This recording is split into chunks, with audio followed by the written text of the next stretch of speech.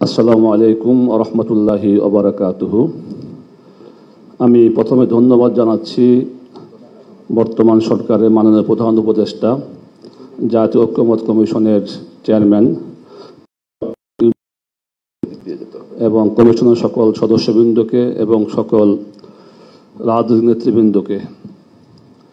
তা আমি যে বিষয়টা পরিষ্কার বলতে চাই যে আপনারা সংস্কার কার্যক্রম কত দিনে শেষ করবেন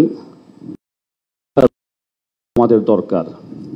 কারণ সংস্কার কার্যক্রম আপনারা অবশ্যই চালাচ্ছেন, যেটা আজকে আমরা বুঝতে পারলাম। আমাদের আইন উপদেষ্টা বললেন যে আমরা এই বলে ঠিক করেছি। তো আমার একটা পরামর্শ হলো যে সংস্কার কার্যক্রম কত দিনে কত তারিখের মধ্যে আমরা শেষ করতে পারবো, এর একটা রুটম্যাপ আমরা চাই আর কি। আর দ্বিতীয় বিষয় হলো নির্বাচনের যে বিষয়। এখানে ইতিমধ্যেই আমাদের প্রধান উপদেষ্টা বলেছেন যে ডিসেম্বর থেকে পরবর্তী বছরের জুন মাসের মধ্যে নির্বাচন করবেন। তো এই নির্বাচনের বিষয়ে বিভিন্ন দল অনেক যৌক্তিক দাবি আমরা উত্থাপন করতেছি। তো মাননীয় প্রধান উপদেষ্টা, আপনাকে বলতে চাই যে ডিসেম্বর থেকে জুন এটা লম্বা সময়। এই সময়টা মানে অনেকের মধ্যে সন্দেহ এবং সংশয় তৈরি হয় যে কবে হবে।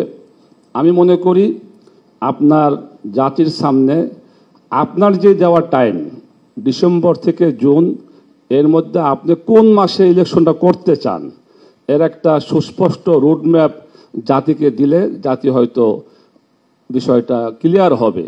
তা না হলে লম্বা 6 মাস সময় এখানে অনেকের মধ্যে সংশয় তৈরি হয়।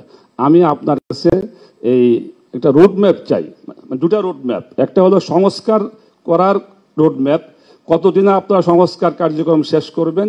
আর দ্বিতীয় হলো ইলেকশনের একটা রোডম্যাপ চাই, আপনি কোন মাস ইলেকশনটা করবেন এটা আমরা চাই। আর তৃতীয় বিষয় হলো যে অনেক ধন্যবাদ মাওলানা জালালউদ্দিন, অনেক ধন্যবাদ। আমি এখন শুভেচ্ছা বক্তব্য রাখবার জন্য অনুরোধ করছি জাতীয় সমাজতান্ত্রিক দল জেএসডি সাধারণ সম্পাদক জনাব শহীদ উদ্দিন মাহমুদ স্বপন। আসসালামু আলাইকুম। সম্মানিত সভাপতি, আপনার পরিষদ, রাজনৈতিক নেতৃবৃন্দ, জাতীয় সমাজতান্ত্রিক দল জেএসডি এবং আমার দলের সভাপতি, স্বাধীনতার পতাকা উত্তোলক জাতীয় বীর আসম আব্দুর রউফের পক্ষ থেকে সালাম, শুভেচ্ছা এবং অভিনন্দন। খুব সংক্ষেপে দুটি বিষয়কে বলতে চাই। জুলাই সনদ তৈরি করবার প্রশ্নে মাননীয় প্রধান উপদেষ্টা সহসভাপতি সহ আমরা শুনলাম। আমরা এটি সুনির্দিষ্টকরণের দাবি করছি এবং ইতিমধ্যে যেটুকু ঐক্যমত্য তৈরি হয়েছে সেটি প্রকাশ করা এবং ভবিষ্যতে যে আলোচনাটুকু হবে সেই আলোচনাটুকু যদি আমরা ওয়েবসাইটে প্রকাশ করতে পারি তাহলে জনগণ জানতে পারলো, বুঝতে পারলো কতটুকু অগ্রগতি হচ্ছে, কতটুকু হয়নি। দ্বিতীয় বিষয়টা হচ্ছে যে আমাদের কাছে, আমার দলের কাছে গুরুত্বপূর্ণ, জুলাই গণ অভ্যুত্থান দল নিরপেক্ষভাবে সমগ্র জনগোষ্ঠী অংশগ্রহণ করেছে। রাজনৈতিক দল, বৈষম্যবিরোধী ছাত্র আন্দোলনের নেতৃত্বে রাজনৈতিক দল, সমাজ শক্তি, নারী, শ্রমজীবী মানুষ থেকে কর্মজীবী, পেশাজীবী, শ্রেণী পেশার মানুষ অংশগ্রহণ করেছে। এই জনগোষ্ঠীকে আমরা সংস্কার প্রক্রিয়ায় কোনো অন্তর্ভুক্ত করছি না। আমরা শুধু রাজনৈতিক দলকেই এই প্রক্রিয়ার ভেতরে অন্তর্ভুক্ত করছি, তাদের সাথে কথা বলছি। আমার যেই সন্তান যিনি হারিয়েছেন তার বাবার সাথে আমরা কথা বলছি না। যে শ্রমজীবী মানুষ, যে দিন মজুর বলি আমরা তাদেরকে, 40 জনের উপরে তারা নিহত হয়েছে, তাদের কথা কি আমরা শুনছি না। আমি আজকে কমিশনের কাছে প্রস্তাব করব, এই বিশাল জনগোষ্ঠী যারা সরাসরি রাজনৈতিক দলের প্রতিনিধিত্ব করে না অথবা রাজনৈতিক দল অন্তর্ভুক্ত নয়, যারা ফ্যাসিবাদকে তাড়াতে যাদের লাগে, ফ্যাসিবাদের বিরুদ্ধে লড়াই করতে যে মানুষদের লাগে, তাদেরকে পরবর্তী আলোচনায় আমরা অংশীদার রাখি না। ধন্যবাদ। আমি আরেকটা কথা বলে শেষ করি, একটা লাইনে শেষ করছি। সেটি হচ্ছে যে গণ অভ্যুত্থানকারী শক্তিসমূহের সাথে সরকারের যে দূরত্ব, এটি ফ্যাসিবাদের প্রত্যাবর্তনের পথকে সুগম করবে। আজকে অনিশ্চয়তা, অবিশ্বাসের যে জায়গা তৈরি হয়েছে নির্বাচন, সংস্কার, এসব প্রশ্নে আমি মাননীয় প্রধান উপদেষ্টার আহ্বান জানাতে চাই, আপনি এবং সমস্ত অংশীজনের সম্মিলিত একটি রোডম্যাপ সকলের মতের কে ধারণ করে একটি সংস্কার এবং নির্বাচনের রোডম্যাপ দিবেন, জাতির সংখ্যামুক্ত হবে, অস্থিরতা দূর অনেক হবে। ধন্যবাদ। আমার মনে হয় বিষয়টা ক্লিয়ার। আপনাদের সবাইকে ধন্যবাদ। ধন্যবাদ। আমি এখন আহ্বান জানাচ্ছি জাতীয়তাবাদী সমমনা জোটের সমন্বয়ক এবং national peoples party NPP chairman জনাব ফরিদুজ্জামান ফরহাদকে। বিসমিল্লাহির রহমানির রহিম। জাতীয় ঐক্যমত্য কমিশনের সম্মানিত সভাপতি, আমাদের অত্যন্ত প্রিয় চিফ অ্যাডভাইজার, বাংলাদেশের অত্যন্ত প্রিয়জন ব্যক্তি নোবেল লরেট, উপস্থিত জাতীয় নেতৃবৃন্দ, ঐক্যমত্য কমিশনের সদস্যবৃন্দ, আসসালামু আলাইকুম। আমি বলতে চাই যে ঐক্যমত্য কমিশনের সাথে আমরা মিটিং করেছি, কিছু কিছু বিষয়ে সমস্ত দল প্রায় একমত হয়েছে। সেই বিষয়টা গেজেট আকারে প্রকাশ করা উচিত, আর যেগুলো হয়নি বা যেগুলো নিয়ে কথা হবে সেগুলো একটু সময় দরকার। আর বর্তমান বাংলাদেশের সবচাইতে একটা বিষয় খুব আলোচিত, সেটা হচ্ছে নির্বাচন। নির্বাচনটা বিরোধী দল বা এখানকার অধিকাংশ দল, প্রায় 54টা দল, আমি গতকাল পত্রিকায় দেখলাম যে তারা 30শে ডিসেম্বর 2025-এ বিরোধ করতে চায়। আর আপনি বলেছেন 2026 জুন থেকে, ডিসেম্বর থেকে জুন। এই বিতর্কটা আপনি একমাত্র লোক যেটা এড়াতে পারেন। কিভাবে এড়াতে পারেন? আমার মনে হয় আপনি যদি আজকেই ডিক্লেয়ার দেন বা সামনে একটা আপনি অ্যানাউন্স করেন যে আমি এই মাসে নির্বাচনের ডেট শিডিউল ঘোষণা করব এবং এই মাসে নির্বাচন হবে। কারণ 30শে জুন থেকে ডিসেম্বর থেকে জুন 180 দিন। অনেকে বিশ্বাস করে, এখন করতে চাচ্ছে যে নির্বাচন নাও হতে পারে। সেটা থেকে এইটা যদি মানুষের কাছে ক্রমান্বয়ে বৃদ্ধি পায়, এটা আমাদের জন্য, দেশের জন্য, জাতির জন্য অত্যন্ত ক্ষতিকর। যার একমাত্র কারণ আমরা যেটা বুঝি, মানুষ যেটা বোঝে, আপনি লং টাইম ক্ষমতা থাকতে চান না। অতএব জনগণের কাছে ক্ষমতা হস্তান্তর করার জন্য সুনির্দিষ্ট একটা ডেট দেওয়া দরকার। সেটা 6 মাস পরে দেন, 3 মাস পরে হোক, কিন্তু ডেটটা আগে ঘোষণা করলে। অনেক ধন্যবাদ জনাব ফরিদুজ্জামান ফরহাদ, অনেক ধন্যবাদ। একটা কথা, আর একটা বিষয় হচ্ছে, আমি ন্যাশনাল পিপুলস পার্টির চেয়ারম্যান এবং 11 দলীয় জোট জাতীয়তাবাদী সমমনা জোটের কনভেনার। গত আপনি 20টা দলের মিটিংয়ে ডাকেছেন। আমার জোট এবং আমি প্রথম থেকে 5ই আগস্ট পর্যন্ত রাজপথে আন্দোলন সংগ্রাম করেছি, কিন্তু আমাদের বাদ দেওয়া হয়েছে। এটা কোন ক্রাইটেরিয়াতে বাদ দেওয়া হলো, এটা আমাদের কাছে বোধগম্য নয়। ভবিষ্যতে এই বিষয়টা ধন্যবাদ রাখবেন। ধন্যবাদ ধন্যবাদ। আমি পরবর্তী বক্তাকে আমন্ত্রণ জানানোর আগে একটু বলে রাখি যে যেহেতু আমাদের সময়ের স্বল্পতা আছে, আপনারা কাউকে অ্যাড্রেস করা দরকার নেই, কারণ যারা আছেন তারা আছেন, সবাই দেখতে পাচ্ছে। সরাসরি আপনারা আপনাদের পয়েন্টে যদি আমন্ত্রণ জানাচ্ছি বাংলাদেশের সমাজতান্ত্রিক দল মার্ক্সবাদী, এটার সমন্বয়ক জনাব মাসুদ রানাকে। সবাইকে শুভেচ্ছা জানিয়ে অল্প কয়েকটা কথা বলবো। ফ্যাসিস্ট ব্যবস্থা বিলোপ এবং বৈষম্যহীন বাংলাদেশ, এটাই ছিল গণ অভ্যুত্থানের আকাঙ্ক্ষা। বিচার, সংস্কার এবং নির্বাচন, এটাই আমাদের এই সময়ের মূল চাওয়া। সংস্কার এবং নির্বাচন এটা আমাদের সাংঘর্ষিক কোনো বিষয় না। আমরা সংস্কারের যে বিষয়গুলো এসেছে, একেবারে জুলাই ঘোষণা থেকে শুরু করে পরবর্তী প্রত্যেকটা সময় আমাদের দলের পক্ষ থেকে আমরা সুনির্দিষ্ট প্রস্তাবনা সেগুলো দিয়েছি, এবং আমরা এই সংস্কারের ব্যাপারে আমাদের যে প্রস্তাবনাগুলো এবং সহযোগিতা করা, সেই জায়গাটা আমরা রাখবো। কিন্তু আমরা যে জায়গাটা মনে করি সেটা হচ্ছে যে এই সাংঘর্ষিক বিষয়টা যদি করা হয়, তাহলে এটা একটা সংকটের জায়গা তৈরি করবে। ফলে এটার একটা সুনির্দিষ্ট রোডম্যাপ সেটা করা সম্ভব, এবং সংস্কার করে আমরা মনে করি যে এই বছরের মধ্যেই আসলে একটা নির্বাচন করা সম্ভব, যেটা বিভাজন তৈরি করে, বন্দর করিডোর। আমরা মনে করি এই বিষয়গুলো থেকে সরকারকে সরে আসা দরকার। সবাইকে ধন্যবাদ। অনেক ধন্যবাদ জনাব মাসুদ রানা। আমি এখন আমন্ত্রণ জানাচ্ছি আম জনতার দলের সভাপতি জনাব মিয়া মশিউজ্জামান। বিসমিল্লাহির রহমানির রহিম। উপস্থিত সুধীবৃন্দ সকলকে আসসালামু আলাইকুম। খুব সংক্ষেপে আমি যেটা বলতে চাই যে একটা অনির্দিষ্ট যাত্রা মানুষকে অস্থির করে। সে যখন জানে না কোথায় যাবে, কখন পৌঁছাবে। আমাদের বর্তমান জাতীয় প্রেক্ষাপটে নির্বাচনটা এরকম একটা অনিশ্চিত যাত্রার মধ্যে পড়ে গেছে বলে আমি মনে করি। একটা তারিখ দেওয়া উচিত। অস্থিরতা সৃষ্টি না হয় মানুষের মনে, অনিশ্চয়তা যতক্ষণ থাকবে অস্থিরতা ততক্ষণ কমানো সম্ভব না। আপনারা যদি চান যে এই দেশ স্থির থাকুক, কোনো অস্থিরতার সৃষ্টি না হোক, তাহলে আমাদের আগামী কর্মকাণ্ডগুলির জন্য সুনির্দিষ্ট তারিখ ঘোষণা করুন। আমরা যত দ্রুত সম্ভব সংস্কার শেষ করে আগামী ডিসেম্বরের মধ্যে একটা নির্বাচন আশা করছি। অনেক ধন্যবাদ জনাব মিয়া মুর্শিদুজ্জামান। একটা কথা বলি, আমি একটা চিঠি পেয়েছি আগামীকাল থেকে যে আলোচনা শুরু হবে সেখানে আমার দল থেকে একজন আসার জন্য। যেহেতু একটা আলোচনার বিষয়, আমাদের দলীয় ভাবেও কিছুটা আলোচনার দরকার হতে পারে এই সময়। আমি অনুরোধ করব অ্যাটলিস্ট 2 থেকে 3 জনকে আমন্ত্রণ জানানোর জন্য। আপনার অনুরোধটা আমরা শুনছি, কিন্তু যেহেতু এখানে এই হলে আলোচনা হবে এবং সকল দল একসঙ্গে আলোচনায় অংশ নেবে, এখানে সিটিং অ্যারেঞ্জমেন্ট বা বসার ব্যবস্থাটাও আমাদের বিবেচনায় রাখতে হবে। অনেক ধন্যবাদ। এটা নিয়ে আমরা আপনার সঙ্গে কথা বলে এটা শেষ করব। আমি মনে করি এখন আমি এটা দাবি করব, কারণ আজকেও আমি চিঠি পেয়েছি আমার দল থেকে একজন আসার জন্য, অন্যান্য অনেক দলেরই একাধিক লোক আছেন এখানে। কাজে আমি এই দাবিটা করছি। ধন্যবাদ। বৈষম্য করবেন না। ধন্যবাদ। ধন্যবাদ। আমি এখন আমন্ত্রণ জানাচ্ছি গণফোরামের সাধারণ সম্পাদক ডাক্তার মোহাম্মদ মিজানুর রহমানকে। গণফোরামের সাধারণ সম্পাদক। ধন্যবাদ মাননীয় প্রধান উপদেষ্টা মহোদয় এবং উপস্থিত সকলকে। আমাদের প্রিয় নেতা ডক্টর কামাল হোসেন তিনি শুভেচ্ছা জানিয়েছেন, তার সাথে পরামর্শ করেই আমি আজকের এই সভায় উপস্থিত হয়েছি। জুলাই গণ অভ্যুত্থানের মধ্য দিয়ে আমাদের ক্রিয়াশীল রাজনৈতিক দল এবং জনগণের মধ্যে যে জাতীয় ঐক্য গড়ে উঠেছিল, সম্প্রতি জাতীয় নির্বাচন এবং সংস্কার নানা বিষয়গুলো নিয়ে আমাদের মধ্যে কিছু বিভক্তি এবং বিভাজন আমরা লক্ষ্য করেছি।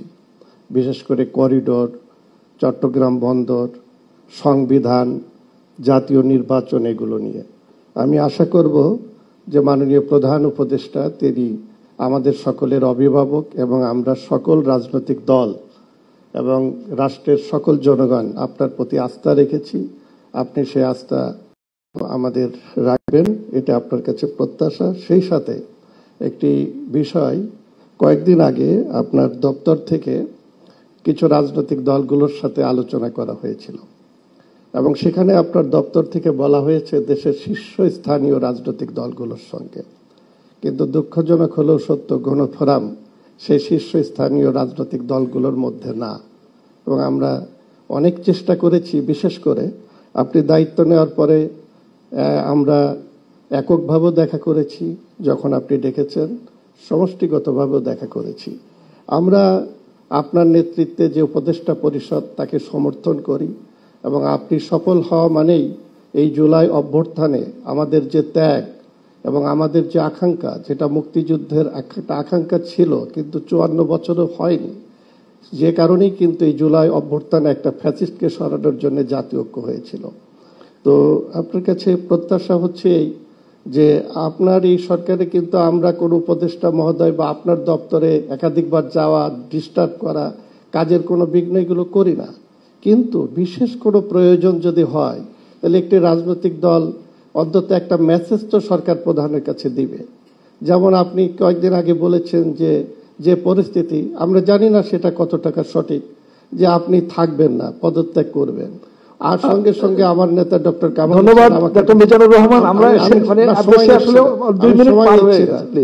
তো তখন আমি আপনার দপ্তরের যারা আমাদের সঙ্গে যোগাযোগ করে ইতিপূর্বে সবার সঙ্গে চেষ্টা করেছি, ফোন করা, মেসেজ দেওয়া, কিন্তু কোনো রেসপন্স পাইনি। একটা পার্টির একজন জেনারেল সেক্রেটারি হিসাবে কোনো রেসপন্স পাবো না এটা আশা করা যায় না, এবং আশা করি যে গণফোরামের প্রতি বৈষম্য যাতে না থাকে।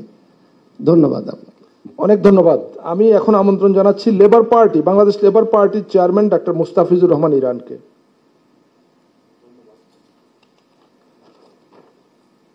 কাজ করছে না?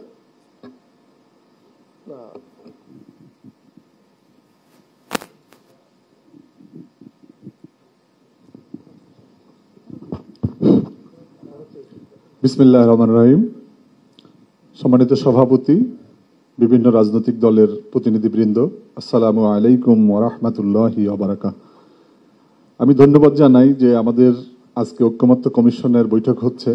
আমরা দীর্ঘ পথ পরিক্রমার পাড়ি দিয়ে আজকে আমরা অনেক দূর এগিয়ে গিয়েছি। আমাদের মাননীয় আইন উপদেষ্টা যেই ফিরিস্তি দিয়েছেন, আমাদের অনেকগুলো কাজ হয়েছে। আমরা আশা করব আরো ভালো কাজগুলো হবে।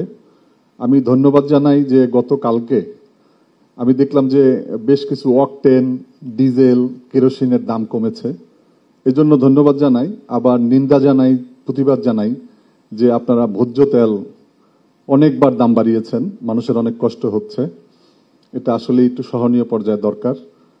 আমাদের সংস্কার দরকার, সংস্কারের জন্য বারবার বলেছি যে মাননীয় প্রধান উপদেষ্টা, আপনার উপদেষ্টা পরিষদেও সংস্কার দরকার, কিন্তু আমরা কিন্তু এরকম সংস্কার আমাদের চোখে পড়ে নাই, এটা একটু আমাদের মনে হয় দরকার। এরপরে আমরা আরেকটা বিষয় বলতে চাই যে জুলাই অভ্যুত্থানে যারা নিহত হয়েছে তাদের ক্ষতিপূরণ এবং তাদেরকে কিভাবে প্রোভাইড করা যায়, পরিবার থেকে কিভাবে চাকরি দেওয়া যায়, এগুলো হয়নি। আহতরা কিন্তু চিকিৎসা ঠিকমতো পাচ্ছে না। ইতিমধ্যে বিষ পান করাও শুরু হয়ে গেছে, 4 জন বিষ পান করেছে যথাযথভাবে চিকিৎসা না হওয়ার কারণে। এখনো প্রতি সপ্তাহে দেখা গেছে 1 জন 2 জন মারা যাচ্ছে বিভিন্ন জায়গাতে যারা চিকিৎসাধীন ছিল। মৃত্যু তো আর ঠেকানো যাবে না, তবে তাদের জন্য সুচিকিৎসা হয় এটা অবশ্যই নিশ্চিত করা দরকার। পরিশেষে আমি আপনাদের একটা মহিলা কমিশন আমাদের একটা হয়েছে, সেখানে বেশ কিছু আপত্তিকর সুপারিশ করা হয়েছে এবং আমাদের এখানে সংখ্যাগরিষ্ঠ মানুষ মুসলমান, সেখানে কোনো আলেম সমাজের কোনো প্রতিনিধি রাখা হয়নি। আমরা পুলিশ কমিশনের কোনো মতামত আমরা দিতে ধন্যবাদ পারিনি। ডাক্তার রিয়াল, অত বিস্তারিত যাওয়ার সুযোগ নাই আজকে, অত বিস্তারিত যাওয়ার সুযোগ। আমার মনে হয় আমাদের নির্বাচনের জন্য আমাদের প্রত্যেকটা দল, আমরা যারা রাজনীতি করি আমরা প্রত্যেকে নির্বাচন চাই। আপনি এই ডিসেম্বরেও নির্বাচন চাই, আপনি বলছেন জুনের কথা, জামাত ইসলামী বলেছে রমজানের কথা। এটার একটা সমাধান দিলে আমার মনে হয় সবার উদ্বেগ উৎকণ্ঠা একটা সমাধানের জায়গায় পৌঁছবে। আপনাকে ধন্যবাদ। আল্লাহ হাফেজ। বাংলাদেশ লেবার পার্টি জিন্দাবাদ। ধন্যবাদ। আমি এখন আমন্ত্রণ জানাচ্ছি ন্যাশনাল ডেমোক্রেটিক মুভমেন্ট এনডিএম এর মহাসচিব জনাব মমিনুল আমিনকে। ধন্যবাদ। এনডিএম চেয়ারম্যান ববি হাজেজের পক্ষ থেকে মাননীয় প্রধান উপদেষ্টা এবং কমিশন মহোদয়কে ধন্যবাদ। আমি খুব সংক্ষেপে 2টা কথাই বলবো। আমরা চাই যে যেসব বিষয়ে ঐক্যমত হয়েছে, যে জুলাই সনদটা প্রকাশ করা হবে, সেই জুলাই সনদটা যেন বীরশ্রেষ্ঠই বলবো, বীরশ্রেষ্ঠ আবু সাইদ যেদিন মারা গেল, যার মৃত্যুর মধ্য দিয়ে এই জুলাই আন্দোলনের স্ফুলিঙ্গ সারা দেশে ছড়িয়ে পড়লো, সেই দিন যেন জুলাই সনদটা ঘোষণা করা হয় এবং মাননীয় কমিশনগণকে নিয়ে মাননীয় প্রধান উপদেষ্টা যেন রংপুরে যেখানে আবু সাইদ নিহত হয়েছিলেন, শহীদ হয়েছিলেন, সেই স্থান থেকে যেন জুলাই সনদটা ঘোষণা করেন। এটা হলো আমার প্রথম মতামত আমাদের। দ্বিতীয় হচ্ছে একই দিনে যেন জাতীয় নির্বাচনের তারিখ ঘোষণা করা হয় এবং সেটা যেন ডিসেম্বরেই হয়। এই সংক্রান্ত আমি একটা স্লোগান দিয়ে শেষ করব, নির্বাচন ডিসেম্বরে হলে ভালো হয়, ডিসেম্বরের আগে কেন নয়। সকলকে ধন্যবাদ। অনেক ধন্যবাদ জনাব মমিনুল আমিন। আমি এখন আমন্ত্রণ জানাচ্ছি নাগরিক ঐক্যের সাংগঠনিক সম্পাদক জনাব সাকিব আনোয়ার। ধন্যবাদ। অন্তর্বর্তীকালীন সরকারের প্রধান উপদেষ্টা ডক্টর মোহাম্মদ ইউনূস, অন্যান্য উপদেষ্টাবৃন্দ, ঐকমত্য কমিশনের সদস্যবৃন্দ এবং রাজনৈতিক দলের নেতৃবৃন্দ, আসসালামু আলাইকুম। যেহেতু খুব বেশি কথা বলবার সুযোগ নেই এবং আজকে আমরা কোনো নির্দিষ্ট পয়েন্ট নিয়ে আলোচনা করছি না, এ কারণে যে ঐকমত্যের কথা আমরা বলছি কিংবা নতুন বাংলাদেশ, সামনের দিনে আসলে বাংলাদেশকে কিভাবে আমরা দেখতে চাই, জায়গায় আমরা কাজগুলো করছি, এখানে সবচেয়ে গুরুত্বপূর্ণ বিষয় হচ্ছে রাজনৈতিক দল এবং অংশীজনের মধ্যে একটা ঐকমত্য এবং অবিশ্বাসের যে জায়গাগুলো নিয়ে বেশ কিছুদিন ধরে কথা হচ্ছে, এই জায়গাগুলো নিয়ে আসলে কিভাবে কাজ করা যায় সেটার উপরে আসলে গুরুত্ব দেয়া। গত কয়েক মাসে রাজনৈতিক দলের সাথে সরকারের দূরত্ব, ইনফ্যাক্ট রাজনৈতিক দলগুলোর ভেতরে দূরত্ব, এই জিনিসগুলো খুব বেশি করে আলোচনা। এই জায়গাটায় মানে আমরা এই কারণে সম্ভবত চলে এসেছি, কারণ কখনো কখনো আমাদের রাজনৈতিক দলগুলোর মধ্যে এক ধরনের ধারণা তৈরি হয় যে সরকারের সাথে কোনো একটা নির্দিষ্ট রাজনৈতিক দলের হয়তো বেশি সুসম্পর্ক আছে, কিংবা কোনো একটা রাজনৈতিক দলকে হয়তো বা সরকার ঠিক সেভাবে দেখছে না যেভাবে আসলে তারা প্রত্যাশা করছে। এই জায়গাগুলো তৈরি হচ্ছে, মানে ওই মানে মাঝে মাঝে রাজনৈতিক দলগুলোর মধ্যে জর্জ অরওয়েলের ওই বিখ্যাত, এত দীর্ঘ আলোচনায় যাওয়া যাবে না, কোনো রেফারেন্স এত একটা লাইন বলেই শেষ করি যে all animals are equal but some are more equal than others. তো এই ধরনের কোনো চিন্তা বা এই ধরনের একটা মানে চিন্তা যদি আমাদের মাথার মধ্যে রাজনৈতিক দলগুলোর মধ্যে আসলে আসে, তখনই আসলে এই ধরনের ঐকমত্য জায়গাগুলো তৈরি করাটা আসলে কঠিন হয়ে যায়। এই কারণে আমাদের এই জায়গাগুলোতে একটু শেষ করতে চাই, একটা লাইন, সেটা হচ্ছে যে আমরা দেখছি যে দেশের ভেতরে থেকে খুব ছোট্ট একটা অংশ এবং দেশের বাইরে থেকে কেউ কেউ প্রচন্ড রকম মানে প্রভোকেটিভ একটা মানে দেশকে অস্থিতিশীল করার মতো, এবং রাজনৈতিক দলগুলোর মধ্যে, সরকারের সাথে রাজনৈতিক দলগুলোর মানে অংশীজনের মধ্যে এক ধরনের দূরত্ব তৈরির একটা চেষ্টা বিভিন্নভাবে আছে আসলে, এবং এই জায়গাগুলোতে আমাদের মনে হয় একটু আমি আর দৃষ্টি নিতে দেওয়া পারছি না। দরকার। অনেক ধন্যবাদ। জি, ধন্যবাদ। আমি এখন আমন্ত্রণ জানাচ্ছি জনাব হাসনাত কাইয়ুম, রাষ্ট্র সংস্কার আন্দোলন। জনাব হাসনাত কাইয়ুম, সমন্বয়ক, রাষ্ট্র সংস্কার আন্দোলন। আপনাদের সবাইকে ধন্যবাদ। আমাদের যে আইন উপদেষ্টা যে সংস্কারের বিষয়গুলিকে আসলে আমাদের জানিয়েছেন, এটা জানানো দরকার ছিল, কিন্তু আমি এখানে যেটা আলাপ করতে চাই সেটা হচ্ছে যে এই রকমের সংস্কার, এর চাইতে গভীরতর সংস্কার আমাদের এর আগে অনেকবার হয়েছে এবং টিকে নেই। টিকে নেই তার কারণ হচ্ছে যে ক্ষমতা কাঠামোর কেন্দ্রের যদি কোনো ধরনের পরিবর্তন না হয়, সংস্কার না হয়, এবং ক্ষমতা কাঠামোর কেন্দ্রে যদি সকল ক্ষমতা আসলে কেন্দ্রীভূত হয়, তাহলে এরকম সংস্কারগুলিকে পরবর্তীতে আসলে পাল্টে ফেলা যায়। আমাদের এই যে অভিজ্ঞতা যে আমরা বিজয়ী হই এবং বিজয় ব্যাহাত হয়, সেই অভিজ্ঞতা থেকে আমরা একটা জিনিস কেবলমাত্র অনুরোধ করতে চাই সবাইকে, যে আমরা আমাদের মৌলিক সংস্কারের জায়গাগুলিকে যেন আরেকটু গুরুত্বের সাথে বিবেচনা করি, এবং সেইখানে আমাদের ঐক্যমত তৈরি করার জন্য যেই ধরনের পরিবেশ আসলে আমাদের তৈরি করা দরকার, সেটার ব্যাপারে যেন আমরা আরেকটু সতর্ক থাকি। আর একটা কথা বলে আমি কথাটা শেষ করতে চাই, নির্বাচন এবং আসলে মানে সংস্কার দুইটার মধ্যে আসলে চরিত্রগত পার্থক্য আছে। সংস্কার জিনিসটা হচ্ছে একটা সমঝোতার ভিত্তিতে হওয়ার কথা। এই সংস্কারের কাজটা যতক্ষণ পর্যন্ত হয় ততক্ষণ সমঝোতাটা যাতে আসলে শক্তিশালী থাকে, সেটার জন্য পরিবেশ তৈরি করা। আর নির্বাচন নিজে নিজে একটা প্রতিদ্বন্দ্বিতামূলক বিষয়, একজন আমরা আরেকজনকে পরাস্ত করার জন্য কাজ করি, সেইটাকে একই সাথে ডিল করা কঠিন। এই জন্যে সংস্কার নির্বাচনের যে রোডম্যাপের কথাটা আসলে উঠে, তার মধ্যে সংস্কারটা আমরা কতদিনের মধ্যে কোন পথে আসলে শেষ করতে পারবো এবং কত দূর পর্যন্ত আমাদের সমঝোতাটা লাগবে এবং কখন আমরা আসলে প্রতিদ্বন্দ্বিতায় কিংবা প্রতিযোগিতায় নামবো, সেটা যেন আমাদের সামনে থাকে। অনেক ধন্যবাদ জনাব হাসনাত কাইয়ুম। আমি এখন আমন্ত্রণ জানাচ্ছি বাংলাদেশ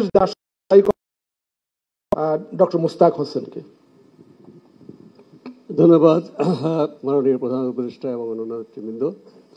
আমি আলোচনা সংক্ষিপ্ত করার জন্য লিখে নিয়ে এসেছিলাম, সেখান থেকে আমি আরো সংক্ষেপ করছি। সংস্কারের পরিবেশ যদি আমাদেরকে মসৃণ করতে হয়, আমরা মনে করি নির্বাচনের সুনির্দিষ্ট তারিখ সম্ভব হলে ডিসেম্বরের আগেই, মব সন্ত্রাসকে কার্যকরভাবে মোকাবেলা, উপদেষ্টা পরিষদের নিরপেক্ষতা, প্রশাসন এবং আইনশৃঙ্খলা কর্তৃপক্ষ, বিশেষ করে মাঠ পর্যায়ের প্রশাসন আইনশৃঙ্খলা কর্তৃপক্ষের নিরপেক্ষতা নিশ্চিত করা, বৈদেশিক সম্পর্কে ঝুঁকিপূর্ণ নতুন কার্যক্রম এড়িয়ে চলা, তাহলে আরো গতি পাবে এবং ফলপ্রসূ হবে। যে 11টি বিষয়ে সংস্কার প্রতিবেদন প্রকাশিত হয়েছে তার অনেকগুলো খুবই আশাব্যঞ্জক ও পরিবর্তনের সম্ভাবনাপূর্ণ। আবার বেশ কিছু বিষয়ে মতভিন্নতা রয়েছে। ঐক্যমতের বিষয়গুলো চিহ্নিত করে তা বাস্তবায়নের জন্য কাজ শুরু করা দরকার। সেই সাথে মতভিন্নতার জায়গাগুলোকেও চিহ্নিত করে তার সমাধানের জন্য পথ খোলা রাখতে হবে। সংস্কার বাস্তবায়ন ও সংস্কার আলোচনার জন্য প্রয়োজনীয় কাঠামো তৈরি করতে হবে, যা আগামী জাতীয় সংসদের মাধ্যমে চলমান থাকবে। আমি লিখিত বক্তব্য আপনাদের দিয়ে যাব। ধন্যবাদ। অনেক ধন্যবাদ ডক্টর মুস্তাক হোসেন। আমি এখন আমন্ত্রণ জানাচ্ছি গণ অধিকার পরিষদের সভাপতি জনাব নূর। বিসমিল্লাহির রহমানির রহিম। যে সমস্ত বিষয়গুলো ইতিমধ্যেই আমাদের ঐক্যমতে পৌঁছেছে সংস্কার কমিশন রাজনৈতিক দলগুলোর সাথে, আমার মনে হয় যে আগামীকালকের মিটিং করলে ভালো, বাট এটা না করলেও হতো। কারণ হচ্ছে কিন্তু বৈঠক হয়েছে, এখন সংস্কার প্রস্তাবগুলো যত দ্রুত বাস্তবায়ন করা যায় সেই দিকে ঐক্যমত কমিশনে হাঁটার দরকার। এবং বাস্তবায়নের প্রক্রিয়া নিয়ে আলোচনা হয়েছে, কিছু অধ্যাদেশের মাধ্যমে, কিছু পার্লামেন্ট লাগবে। আমরা মনে করি যে এটাকে জুলাই সনদ না বলে, যেমন ধরেন 20 বছর পরে বা 15 বছর পরে যদি ক্ষমতার বিপরীত একটা চিত্র তৈরি হয়, জানি না জুলাই সনদকে কেউ আবার চেঞ্জ করে ফেলে কিনা, সো এটাকে একটা জাতীয় সনদ হিসেবে আখ্যায়িত করা যায় কিনা, এবং এটাকে একটা গণভিত্তি দেওয়ার জন্য একটা গণভোটের মাধ্যমেও গৃহীত করা যায় কিনা, সেটা একটু চিন্তা করে দেখতে পারেন। আর দ্বিতীয়ত হচ্ছে, আমরা যেই ফ্যাসিবাদের বিরুদ্ধে লড়াই সংগ্রাম করেছি, আমি পাবলিক মিটিং বলেছিলাম, আওয়ামী লীগ 28শে অক্টোবরের পরে 24-এ নির্বাচন করার জন্য বিরোধী দলের 32,000 নেতাকর্মীকে গ্রেপ্তার করেছিল। আর এই সরকার 3200 উল্লেখযোগ্য আওয়ামী লীগ যারা ফ্যাসিবাদের সহযোগী ছিল তাদেরকে এখন পর্যন্ত গ্রেপ্তার করে নাই, বরঞ্চ শেখ হাসিনার 16 বছর গুম খুন এবং লুটপাটের অন্যতম সহযোগী জাতীয় পার্টির কার্যালয় প্রশাসন এবং আইন শৃঙ্খলা বাহিনী পাহারা দেয়, এখন আমরা দেখতে পাচ্ছি। এটা আমাদের জন্য খুবই উদ্বেগের। এই বিষয়ে আশা করি আপনারা পদক্ষেপ নেবেন। 3 নম্বর একটা বিষয় বলতে চাই যে অনেকেই বলেছে নির্বাচনের বিষয়টা, এটা বাস্তব এবং এটা আপনারা সবাই জ্ঞানী মানুষ, আপনারা লক্ষ্য করতে পারছেন। শুরুর দিকে সরকারের প্রতি যে একচেটিয়া সমর্থন ছিল, কিছু উপদেষ্টাদের বিতর্কিত মন্তব্য এবং কর্মকাণ্ডের কারণে সরকার একটা প্রশ্নের মুখে পড়েছে, সরকারের নিরপেক্ষতা নিয়ে একটু প্রশ্ন উঠছে। উপদেষ্টা পরিষদকে যদি ঢেলে সাজানো যায় সেটি ভাববেন। এবং মমিনুল হকের মতো আমিও বলতে চাই যে ডিসেম্বরে হলে ভালো, ডিসেম্বরের আগে কেন নয়, এটি যদি বিবেচনা করেন এবং নির্বাচনের না নিয়ে সন্দেহ সংশয় কাটবেই না। সর্বশেষ বলতে চাই যে আমার সহকর্মী এই 8-10 দিন আগে থাইল্যান্ড গিয়েছে, 9 মাস এখানে ধুকে ধুকে সে তার শরীরের অঙ্গ হাড়টা শুকিয়ে গেছে। এখানে ওইভাবে ট্রিটমেন্টের পরে তার ট্রিটমেন্ট দেওয়া হয় নাই, অবশ হয়ে গেছে শরীরে, তাকে 9 মাস লাগবে। অনেক ধন্যবাদ জনাব নুরুল হক। এটা বলতে হবে 9 মাস লেগেছে তাকে বাইরে পাঠাতে। যাদের বাইরে পাঠানো, কেন 9 মাস ধরে পাঠানো? আপনারা এই আহতদের চিকিৎসা ম্যানেজমেন্ট করতে ব্যর্থ হয়েছে, যাদেরকে দায়িত্ব দিয়েছেন, এইটা সামরিক বাহিনীকে দেন, ওরা খুব ভালোভাবে ট্যাকেল দিতে পারবে, সহায়তা এবং চিকিৎসা। ধন্যবাদ। অনেক ধন্যবাদ। আমি এখন আমন্ত্রণ জানাচ্ছি বাংলাদেশের কমিউনিস্ট পার্টি সিপিবির সম্পাদক ডক্টর সাজিদুল হক রুবেল।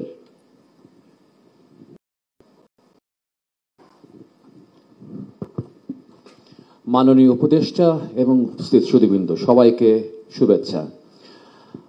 আজকের এই অনুষ্ঠানে আমাদেরকে আহ্বান করার জন্য, আসার দাওয়াত দেওয়ার জন্য আমি মাননীয় উপদেষ্টাকে আরো একবার ধন্যবাদ জানাচ্ছি। ধন্যবাদ জানিয়ে আমি খুব সংক্ষেপে, যেহেতু বলতে হবে, খুব কাটকাট কিছু কথা বলতে হচ্ছে, ব্যাখ্যার তো দেওয়ার সুযোগ নেই। প্রথমে একটি বিষয় একটু জাতির কাছে ক্লিয়ার করতে হবে। আপনি জাতিকে বলছেন যে জুনে নির্বাচন হলে বড় সংস্কার হবে, ডিসেম্বর হলে ছোট হবে। এই ছোট এবং বড়কে যে একটা সংজ্ঞাটা মানুষ কিন্তু বোঝে না, মানুষ কনফিউশনে ভোগে, 1 নম্বর বিষয়। 2 নম্বর বিষয়, যদি জাতীয় ঐক্যমত্য করতে হয়, সংস্কার জাতীয় ঐক্যমত্য ছাড়া করা সম্ভব নয়। ফলে আমাদেরকে এমনভাবেই বার্তাগুলো বলতে হবে, শুধু মাননীয় উপদেষ্টা না, তার উপদেষ্টা পরিষদে যে সদস্য রয়েছেন তাদেরকে মিডিয়াতে বলেন, সামাজিক মাধ্যমে বলেন, এমনভাবেই কথাবার্তাগুলো বলা দরকার, সচেতন থাকা দরকার, যাতে জাতীয় ঐক্য কোনোভাবে বিনষ্ট না হয়, শান্তি এবং স্থিতি যাতে বিনষ্ট না হয়। এবং আমরা আমাদের কাজের এখতিয়ারের ক্ষেত্রে বা আপনাদের কাজের এখতিয়ারের বিচার, এটা সবচেয়ে গুরুত্বপূর্ণ বিষয়। এর বাইরে গিয়েও নানান বিষয় রয়েছে, ভূ রাজনৈতিক বিষয় রয়েছে, বন্দরের বিষয় রয়েছে, করিডোরের বিষয় রয়েছে, যেগুলো শুধু বামপন্থী নয়। আজকে বামপন্থীরা এর বিরুদ্ধে বলছে না, কমিউনিস্টরা এর বিরুদ্ধে বলছে না। আজকে প্রায় সকল রাজনৈতিক দলই কিন্তু এই করিডোর প্রসঙ্গে, বন্দর প্রসঙ্গে সরকারের দৃষ্টির সাথে বা আপনার দৃষ্টিভঙ্গির সাথে ভিন্ন মত পোষণ করছে। ফলে বিতর্ক তৈরি হবে, সন্দেহ তৈরি হবে, অবিশ্বাস তৈরি হবে। এরকম কথা উদ্যোগ থেকে দূরে থাকা প্রয়োজন। এবং আমরা যেটা বলতে চাই, আমরা আগেও বলেছি যে হচ্ছে আমরা খুব দ্রুত গণতান্ত্রিক বাংলাদেশ এবং গণতান্ত্রিক বাংলাদেশ ফিরবার জন্য জাতীয় নির্বাচন প্রয়োজন এবং প্রকৃত সংস্কারের জন্যই জাতীয় নির্বাচন প্রয়োজন। জাতীয় নির্বাচনের জন্য ভালো একটা সংস্কার প্রয়োজন। সবাইকে ধন্যবাদ। আমি এখন আমন্ত্রণ জানাচ্ছি বাংলাদেশের সমাজতান্ত্রিক দল বাসদের সাধারণ সম্পাদক জনাব বজলুর রশিদ ফিরোজকে।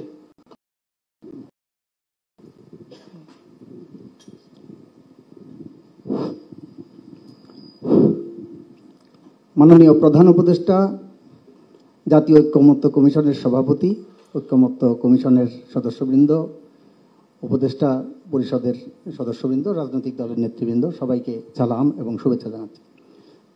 ইতিমধ্যেই মাননীয় প্রধান উপদেষ্টা এবং জাতীয় ঐক্যমত্য কমিশনের সহসভাপতি, আইন উপদেষ্টা বেশ কিছু বিষয় আমাদের সামনে সংস্কার ইত্যাদি কর্মসূচির যে অগ্রগতি সেটা জানিয়েছেন। একটা জিনিস তো পরিষ্কার, গণ অভ্যুত্থানের মধ্য দিয়ে আমাদের আকাঙ্ক্ষা যে রাষ্ট্রের কিছু সংস্কার করতে হবে এবং একটা নির্বাচনের মধ্য দিয়ে নির্বাচিত যে জনপ্রতিনিধি তাদের কাছে ক্ষমতা হস্তান্তর করতে হবে। গণ অভ্যুত্থানকালে যারা গণহত্যা সংগঠিত করছে তাদের বিচার কার্যটা দৃশ্যমান করতে হবে, বিচার কার্য সম্পন্ন করতে হবে। নিহত আহতদের ক্ষতিপূরণ, চিকিৎসা, সুচিকিৎসা, এটার বন্দোবস্ত করতে হবে। সেই কাজগুলোর যে অগ্রগতি, সেই অগ্রগতিগুলো কিন্তু দৃশ্যমানতায় নেই। আজকে মাননীয় আইন উপদেষ্টা কিছু বিষয় আমাদের সামনে তুলে ধরলেন। এগুলো শুধুমাত্র আমাদের এই ঘরের মধ্যে বৈঠকের মধ্যেই না, এই বিষয়গুলো আমার মনে হয় যে জাতির সামনেও তুলে ধরা দরকার, যে কি কি কাজ করছি, কতটুক অগ্রগতি, সেটা জানানো দরকার। আর আমার মনে হয় যে উপদেষ্টা মণ্ডলী ইতিমধ্যেই আসছে, যে উপদেষ্টা মণ্ডলী বা অন্তর্বর্তীকালীন সরকারের পক্ষ থেকে বা সরকারের আমাদের কর্মকর্তাদের পক্ষ থেকে এমন কোনো বক্তব্য বিবৃতি দেওয়া উচিত না যাতে নিরপেক্ষতা নিয়ে প্রশ্ন হয়, একটা বিভাজন তৈরি হয়। যে ঐক্যবদ্ধতা আমাদের মধ্যে তৈরি হয়েছে গণ অভ্যুত্থানের মধ্যে দিয়ে, সেই ঐক্যবদ্ধতা বজায় রেখে আগামী দিনে আমাদের একটা যে সুষ্ঠু, গ্রহণযোগ্য, অবাধ, অংশগ্রহণমূলক নির্বাচনের জন্য যে পরিবেশ, সেই পরিবেশটা তৈরি করা, নির্বাচনের একটা সুনির্দিষ্ট তারিখ ঘোষণা করা, করিডোরের বন্ধর কথা বলছে, তো এইগুলো আমাদের মনে হয় যে অন্তর্বর্তীকালীন সরকারের দায়িত্বের মধ্যে পড়ে না। সেই বিষয়গুলো নিয়ে আলোচনার কোনো বিষয় নেই। এগুলো নিয়ে আলোচনা করলে বিতর্ক বাড়বে, বিভাজন বাড়বে। কাজে সেই বিষয়গুলো থেকে দূরে থাকা দরকার। আমি মনে করি যে আগামী দিনে আমরা অগ্রসর হতে পারবো। ঐক্যমত্য কমিশনের যে সুপারিশগুলো ঐক্যমত্য প্রতিষ্ঠিত হয়েছে, সেগুলো আমার মনে হয় পাবলিকলি জানিয়ে দেওয়া দরকার, যে রাজনৈতিক দলগুলোর মধ্যে এই বিষয়গুলোতে ঐক্যমত্য এবং আমরা আশা করছি যে আগামী দিনের আরো কিছু বিষয়ে ঐক্যমত্যে পৌঁছতে পারবো, সেই আশাবাদ ব্যক্ত করে সবাইকে ধন্যবাদ জানিয়ে শেষ করছি। জি, আপনাকে ধন্যবাদ। আমি এখন আমন্ত্রণ জানাচ্ছি ইসলামী বাংলাদেশের সিনিয়র যুগ্ম মহাসচিব এবং মুখপাত্র জনাব গাজী আতাউর রহমানকে।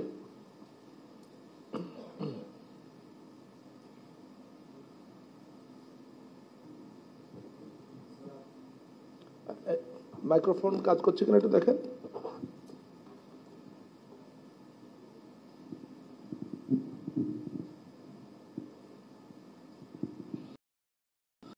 আসসালামু আলাইকুম ওয়া রাহমাতুল্লাহি ওয়া বারাকাতুহু। আজকের এই গুরুত্বপূর্ণ অনুষ্ঠানের সভাপতি, ঐক্যমত্য কমিশনের সম্মানিত সভাপতি, মাননীয় প্রধান উপদেষ্টা, উপদেষ্টা মণ্ডলী, ঐক্যমত্য কমিশনের সদস্যবৃন্দ, আজকে আসলে আমাদের বাংলাদেশের ইতিহাসে এই সময়টা অনন্য। কারণ এই মাননীয় প্রধান উপদেষ্টা ডক্টর মোহাম্মদ ইউনূসের নেতৃত্বে যখনই তিনি রাজনৈতিক দলগুলো ডাকেন, আমরা দেখছি যে কেউ বিলম্ব না করে সাথে সাথে ওনার ডাকে চলে আসেন, বারবার চলে আসছেন। এটা বাংলাদেশের ইতিহাসে অতীতে খুব কমই ঘটেছে। তো এই বিষয়টাকে আমাদের কাজে লাগাতে হবে। আমরা দেখছি যে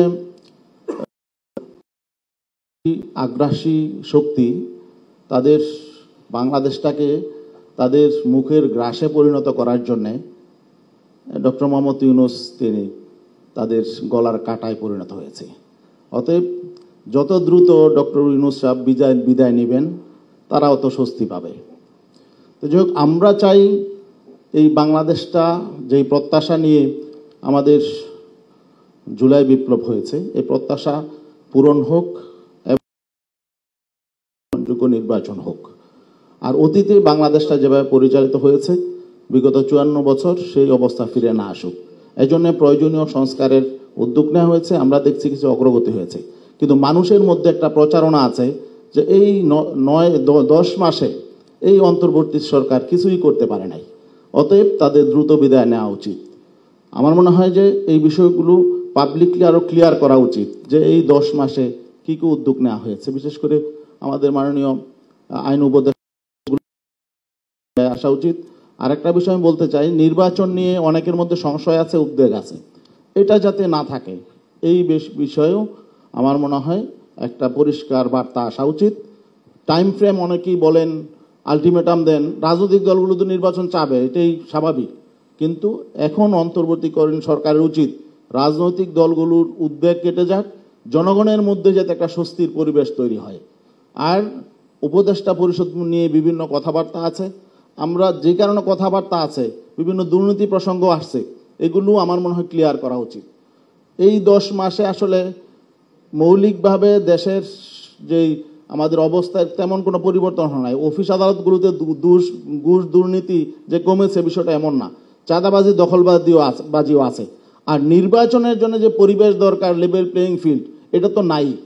অতএব একটা নির্বাচন ঘোষণার আগে নির্বাচনটা যাতে নিরপেক্ষ হতে পারে, এই জন্য প্রত্যেক রাজনৈতিক দল যাতে তাদের সুযোগ পায়, জনগণ যাতে সঠিকভাবে ভোট দিতে পারে, ওই পরিবেশটা দরকার। ওই পরিবেশটা অতীতে ছিল না, সামনে যাতে পরিবেশটা তৈরি হয়। এখন আইন শৃঙ্খলা পরিস্থিতি খুবই খারাপ অবস্থা, ভালো না, আমরা এটা প্রত্যাশা করি না। নির্বাচনের অবশ্যই ব্যাপারে একটা আস্থার জায়গা তৈরি হতে হবে মানুষের মধ্যে, রাজনৈতিক দলগুলোর মধ্যে। কিন্তু এখানে কর্তৃত্ববাদী আচরণ যাদেরকে অফিস দুই একটা দলের প্রভাব চলে, এটা যাতে না থাকে। এটা যতক্ষণ থাকবে লেভেল প্লেইং ফিল্ড হবে না। এবং সংস্কারের বিষয়গুলো এখন বলা হচ্ছে। ধন্যবাদ জনাব গাজী আতাউর রহমান। আর সময় তো আপনি জানেন সময়ের স্বল্পতা, আমি অনুরোধ করছি আপনাকে। জি ধন্যবাদ। এবং এই সংস্কারের যে উদ্যোগ নেওয়া হয়েছে আমরা চাই এটা কমপ্লিট হবে, পরে নির্বাচনের ডেট হবে, এটা আমাদের দাবি। ধন্যবাদ। আমি এখন আমন্ত্রণ জানাচ্ছি বীর মুক্তিযোদ্ধা রফিকুল ইসলাম বাবলু, আহ্বায়ক ভাসানী অনুসারী পরিষদ ও ভাসানী জনশক্তি পার্টি।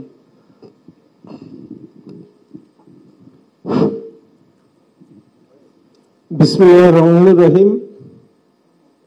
আমি সর্বপ্রথমেই জাতীয় ঐক্যমত্য কমিশনের চেয়ারম্যান, ভাইস চেয়ারম্যান সহ সংস্কার কমিশনের সদস্যবৃন্দ, উপস্থিত উপদেষ্টাবৃন্দ, সবাইকে আমাদের দলের পক্ষ থেকে শুভেচ্ছা জানাচ্ছি, অভিনন্দন জানাচ্ছি। সংস্কারের কাজ এগিয়ে যাচ্ছে, এটা যেমন একটি আনন্দের বিষয়।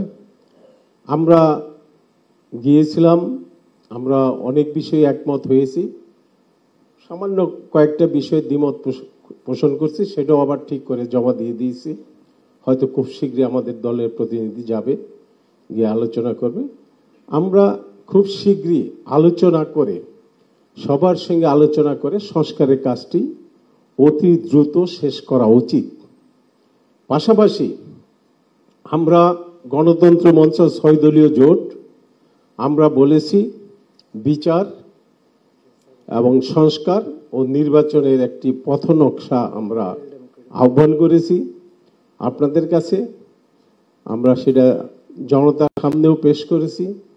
কাজেই আপনারা যত দ্রুত সম্ভব, বিচার দৃশ্যমান হচ্ছে, এই গতকালকেই আমরা প্রথম দেখলাম, এটা একটি আনন্দের বিষয়।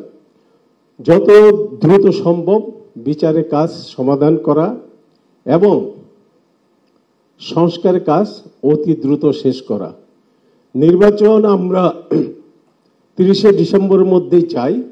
এই নির্বাচন নিয়ে জনমনে এবং রাজনৈতিক দলগুলোর মধ্যে আপনার সঙ্গে যে দূরত্ব সৃষ্টি হয়েছে, আপনাদের সঙ্গে সেই দূরত্বটা কমানোর জন্য আপনারই দায়িত্ব। রাজনৈতিক দলগুলোর সঙ্গে সলা পরামর্শ করে আপনি একটি সুনির্দিষ্ট ডেট দেন, সেই ডেট মোতাবেক একটি সুষ্ঠু নির্বাচন কমিশন তার দায়িত্ব পালন করবে। এইটাই জাতির কাছে। ধন্যবাদ জনাব রফিকুল ইসলাম। আমাকে আর একটু সময় দিতে হবে। আমি এই পরিপ্রেক্ষিতে আপনাকে অনুরোধ করব, প্রশাসন, পুলিশ এবং সেনাবাহিনী সবার সঙ্গে আলোচনা করে দূরত্ব কমিয়ে সংস্কারের কাজ এবং বিচারের কাজ, একটি জাতীয় সুষ্ঠু নির্বাচন জাতিকে উপহার দিবেন আপনার তরফ থেকে, এটাই জাতি আশা করে। আরেকটি বিষয় আমি এখানে বলবো, আমরা গত 14 বছর 16 বছর লড়াই সংগ্রাম করেছি একটি অপশাসনের বিরুদ্ধে। সেই অপশাসনের বিরুদ্ধে লড়াই করতে গিয়ে আমরা গ্রেপ্তার হয়েছি, আমি নিজে গ্রেপ্তার হয়েছি। এই বৈষম্যের কথা বলতে দিতে হবে, কথা বলতে সৃষ্টি করে আপনার বিরুদ্ধেই কমপ্লেনটা করব, আপনি অপেক্ষা করেন। বিশেষ সহকারী মনির হায়দার, আমি প্রথম দিন থেকে দেখতেছি তার মধ্যে দারুণভাবে স্বজনপ্রীতি এবং বৈষম্যের চিন্তা ভাবনা ওনার ভিতর বেশি। উনি সবসময় বৈষম্য করে এবং স্বজনপ্রীতি করে। এই ধরনের লোক আপনার দপ্তরে আছে, আমি আপনাকে বলে যাচ্ছি, এগুলো আপনার দেখা উচিত, নজর দেওয়া উচিত। আমি ধন্যবাদ। এবং আমি শেষ পর্যন্ত আইন উপদেষ্টাকে ধন্যবাদ জানাবো যে উনি সংস্কার কমিশন কাজ শেষ করেছেন। আজকে বিচারকরা যাতে কোমর সোজা করে জাতির সামনে তাদের বিচারের রায়টা দিতে পারে, সেই ব্যবস্থাটার দিকে আরো লক্ষ্য রাখতে হবে, এটা আইন উপদেষ্টার কাছে আমার অনুরোধ। ধন্যবাদ। জনাব রফিকুল ইসলাম বাবলু, আমি এখন আমন্ত্রণ জানাচ্ছি লিবারেল ডেমোক্রেটিক পার্টির প্রেসিডিয়াম সদস্য অবসরপ্রাপ্ত লেফটেন্যান্ট জেনারেল জনাব হাসান সারওয়ার্দী।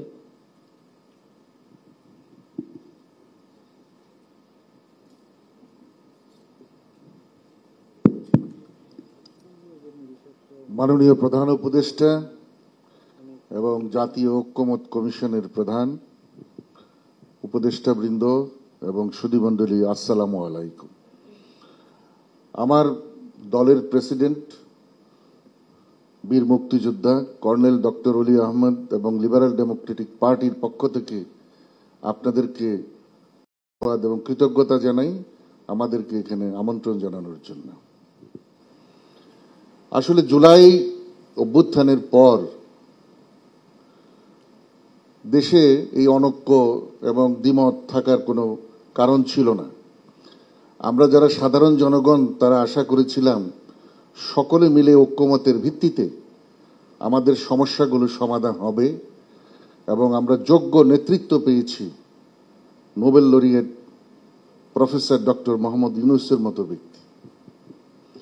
অতীব দুঃখের বিষয়, মনে হয় কিছু ষড়যন্ত্রকারী দেশ এবং বিদেশ থেকে অত্যন্ত সুকৌশলে আমাদের দলগুলোর মধ্যে এবং বিভিন্ন সংস্থার মধ্যে এটা অনৈক্যের সৃষ্টি করে দিয়ে যাচ্ছে এবং এই কৌশল তারা এমনভাবে করেছে আমাদের মিডিয়াগুলো ব্যবহার হচ্ছে এতে। এমনকি আমার প্রাণপ্রিয় সংগঠন জাতীয় ঐক্যের প্রতীক বাংলাদেশ সশস্ত্র বাহিনী এবং সরকারের মধ্যে সৃষ্টির জন্য তারা চেষ্টা করে গেছে। আশা করি সেটা সফল হয় নাই। তো এই যে ষড়যন্ত্র, এটাই আমাদের বর্তমান সমস্যা। বিচার, সংস্কার এবং নির্বাচন নিয়ে যত আমাদের যে একটা অনিশ্চয়তা, আমরা বিশ্বাস করতে পারছি না যে বর্তমান সরকার সঠিক সময়ে নির্বাচন দেবে। এটা একটা সাধারণ জনগণের পারসেপশন। এটা দূর করার জন্য ষড়যন্ত্রের মধ্যে ঢুকতে হবে, কারা এগুলা করছে এবং কিভাবে আমরা এখান থেকে পরিত্রাণ পেতে পারি। প্রতিনিয়ত একটা করে ষড়যন্ত্রের ডালপালা। আমি প্রধান উপদেষ্টা এবং উপদেষ্টা মণ্ডলীকে অনুরোধ করব, আপনারা একসাথে কোহেশন এবং সিনার্জিতে কাজ করছেন, তবে সম্ভবত কোনো কোনো উপদেষ্টার বক্তব্য কোনো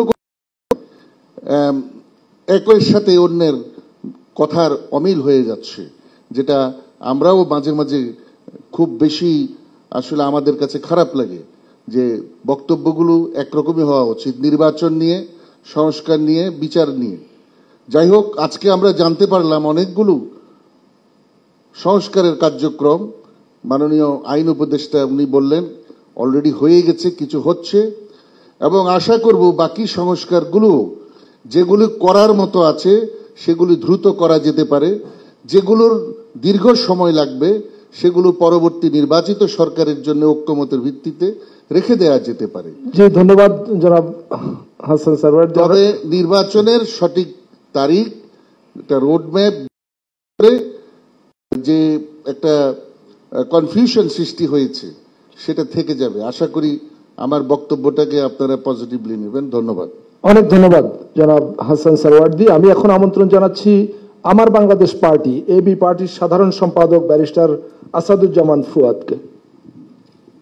ধন্যবাদ। প্রথম কথা হচ্ছে যে গত ডিসেম্বরে যখন ঐক্যমত কমিশনের করবেন বলে মাননীয় প্রধান উপদেষ্টা ঘোষণা দিয়েছেন, বাহিরের যে অভিজ্ঞতা দেখেছি সেটা হচ্ছে statement of intent is followed by a structure and principle. এই জিনিসটা সম্ভবত কমিশন আন্তরিকভাবে কাজ করলো, এটা শুরু থেকে দেওয়া হয়নি। তা আমার মনে হয় যে কমিশন সদস্যরা বিবেচনা করবেন যে এখন থেকে আপনারা একটা কাঠামো প্রস্তাব করেন লিখিতভাবে, কি কাজ করছে, কিভাবে করবে, প্রসেস, এটার এখতিয়ার, এটার ডেডলাইন, এটা করে দিলে যেটা হবে যে এইটাকে ফলো আপ করাটা এবং এটা জবাবদিহিতার মধ্যে আনাটা সহজ হবে। দ্বিতীয়ত হচ্ছে যে মাননীয় আইন উপদেষ্টা ওনার ডিপার্টমেন্টের যে পারফরমেন্সের ব্যাপারে একটা রিপোর্ট দিয়েছেন। আমার মনে হয় যে এই ধরনের সংস্কারের রিপোর্ট কে কোন ডিপার্টমেন্ট আসলে কতটুকু করেছে, আপনাদের 10 মাসের একটা আমল নামার একটা খতিয়ান আপনাদের পক্ষ থেকে আসা উচিত। বাট এখনো মনে হয় সুযোগ আছে যে 10 মাসে আসলে আপনারা কি করেছেন, এবং আপনাদেরকেও তো আপনাদেরকে একটা অ্যাপ্রাইজাল করা দরকার যে আসলে প্রত্যাশার কোন জায়গাতে এসে আপনারা ফেল করেছেন এবং কতটা অ্যাচিভ করেছেন। থার্ড হচ্ছে নির্বাচনের ব্যাপারে আসলে যে প্রত্যাশা এবং আপনার ঘোষণা, এর ভিতরে আসলে খুব দূরত্ব আমি দেখতে পাচ্ছি না। এটা কথা বলে আমার মনে হয় যে একটা অ্যাকসেপ্টেবল মিউচুয়ালি কনভিনিয়েন্ট একটা জায়গায় সবার আসা সম্ভব বলে মনে করছি। ধন্যবাদ। অনেক ধন্যবাদ ব্যারিস্টার।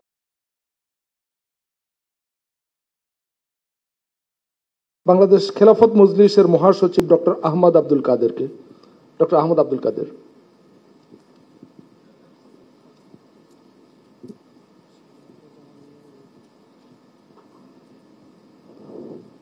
বিসমিল্লাহির রহমানির রহিম।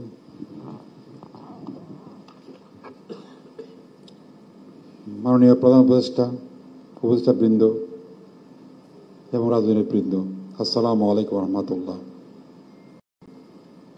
আজকে আমরা যেটা প্রত্যাশা করি, জাতীয় প্রত্যাশা করি প্রধান উপদেষ্টার কাছে, তিনি যে কথা বলেছিলেন সে কথা তিনি রাখবেন।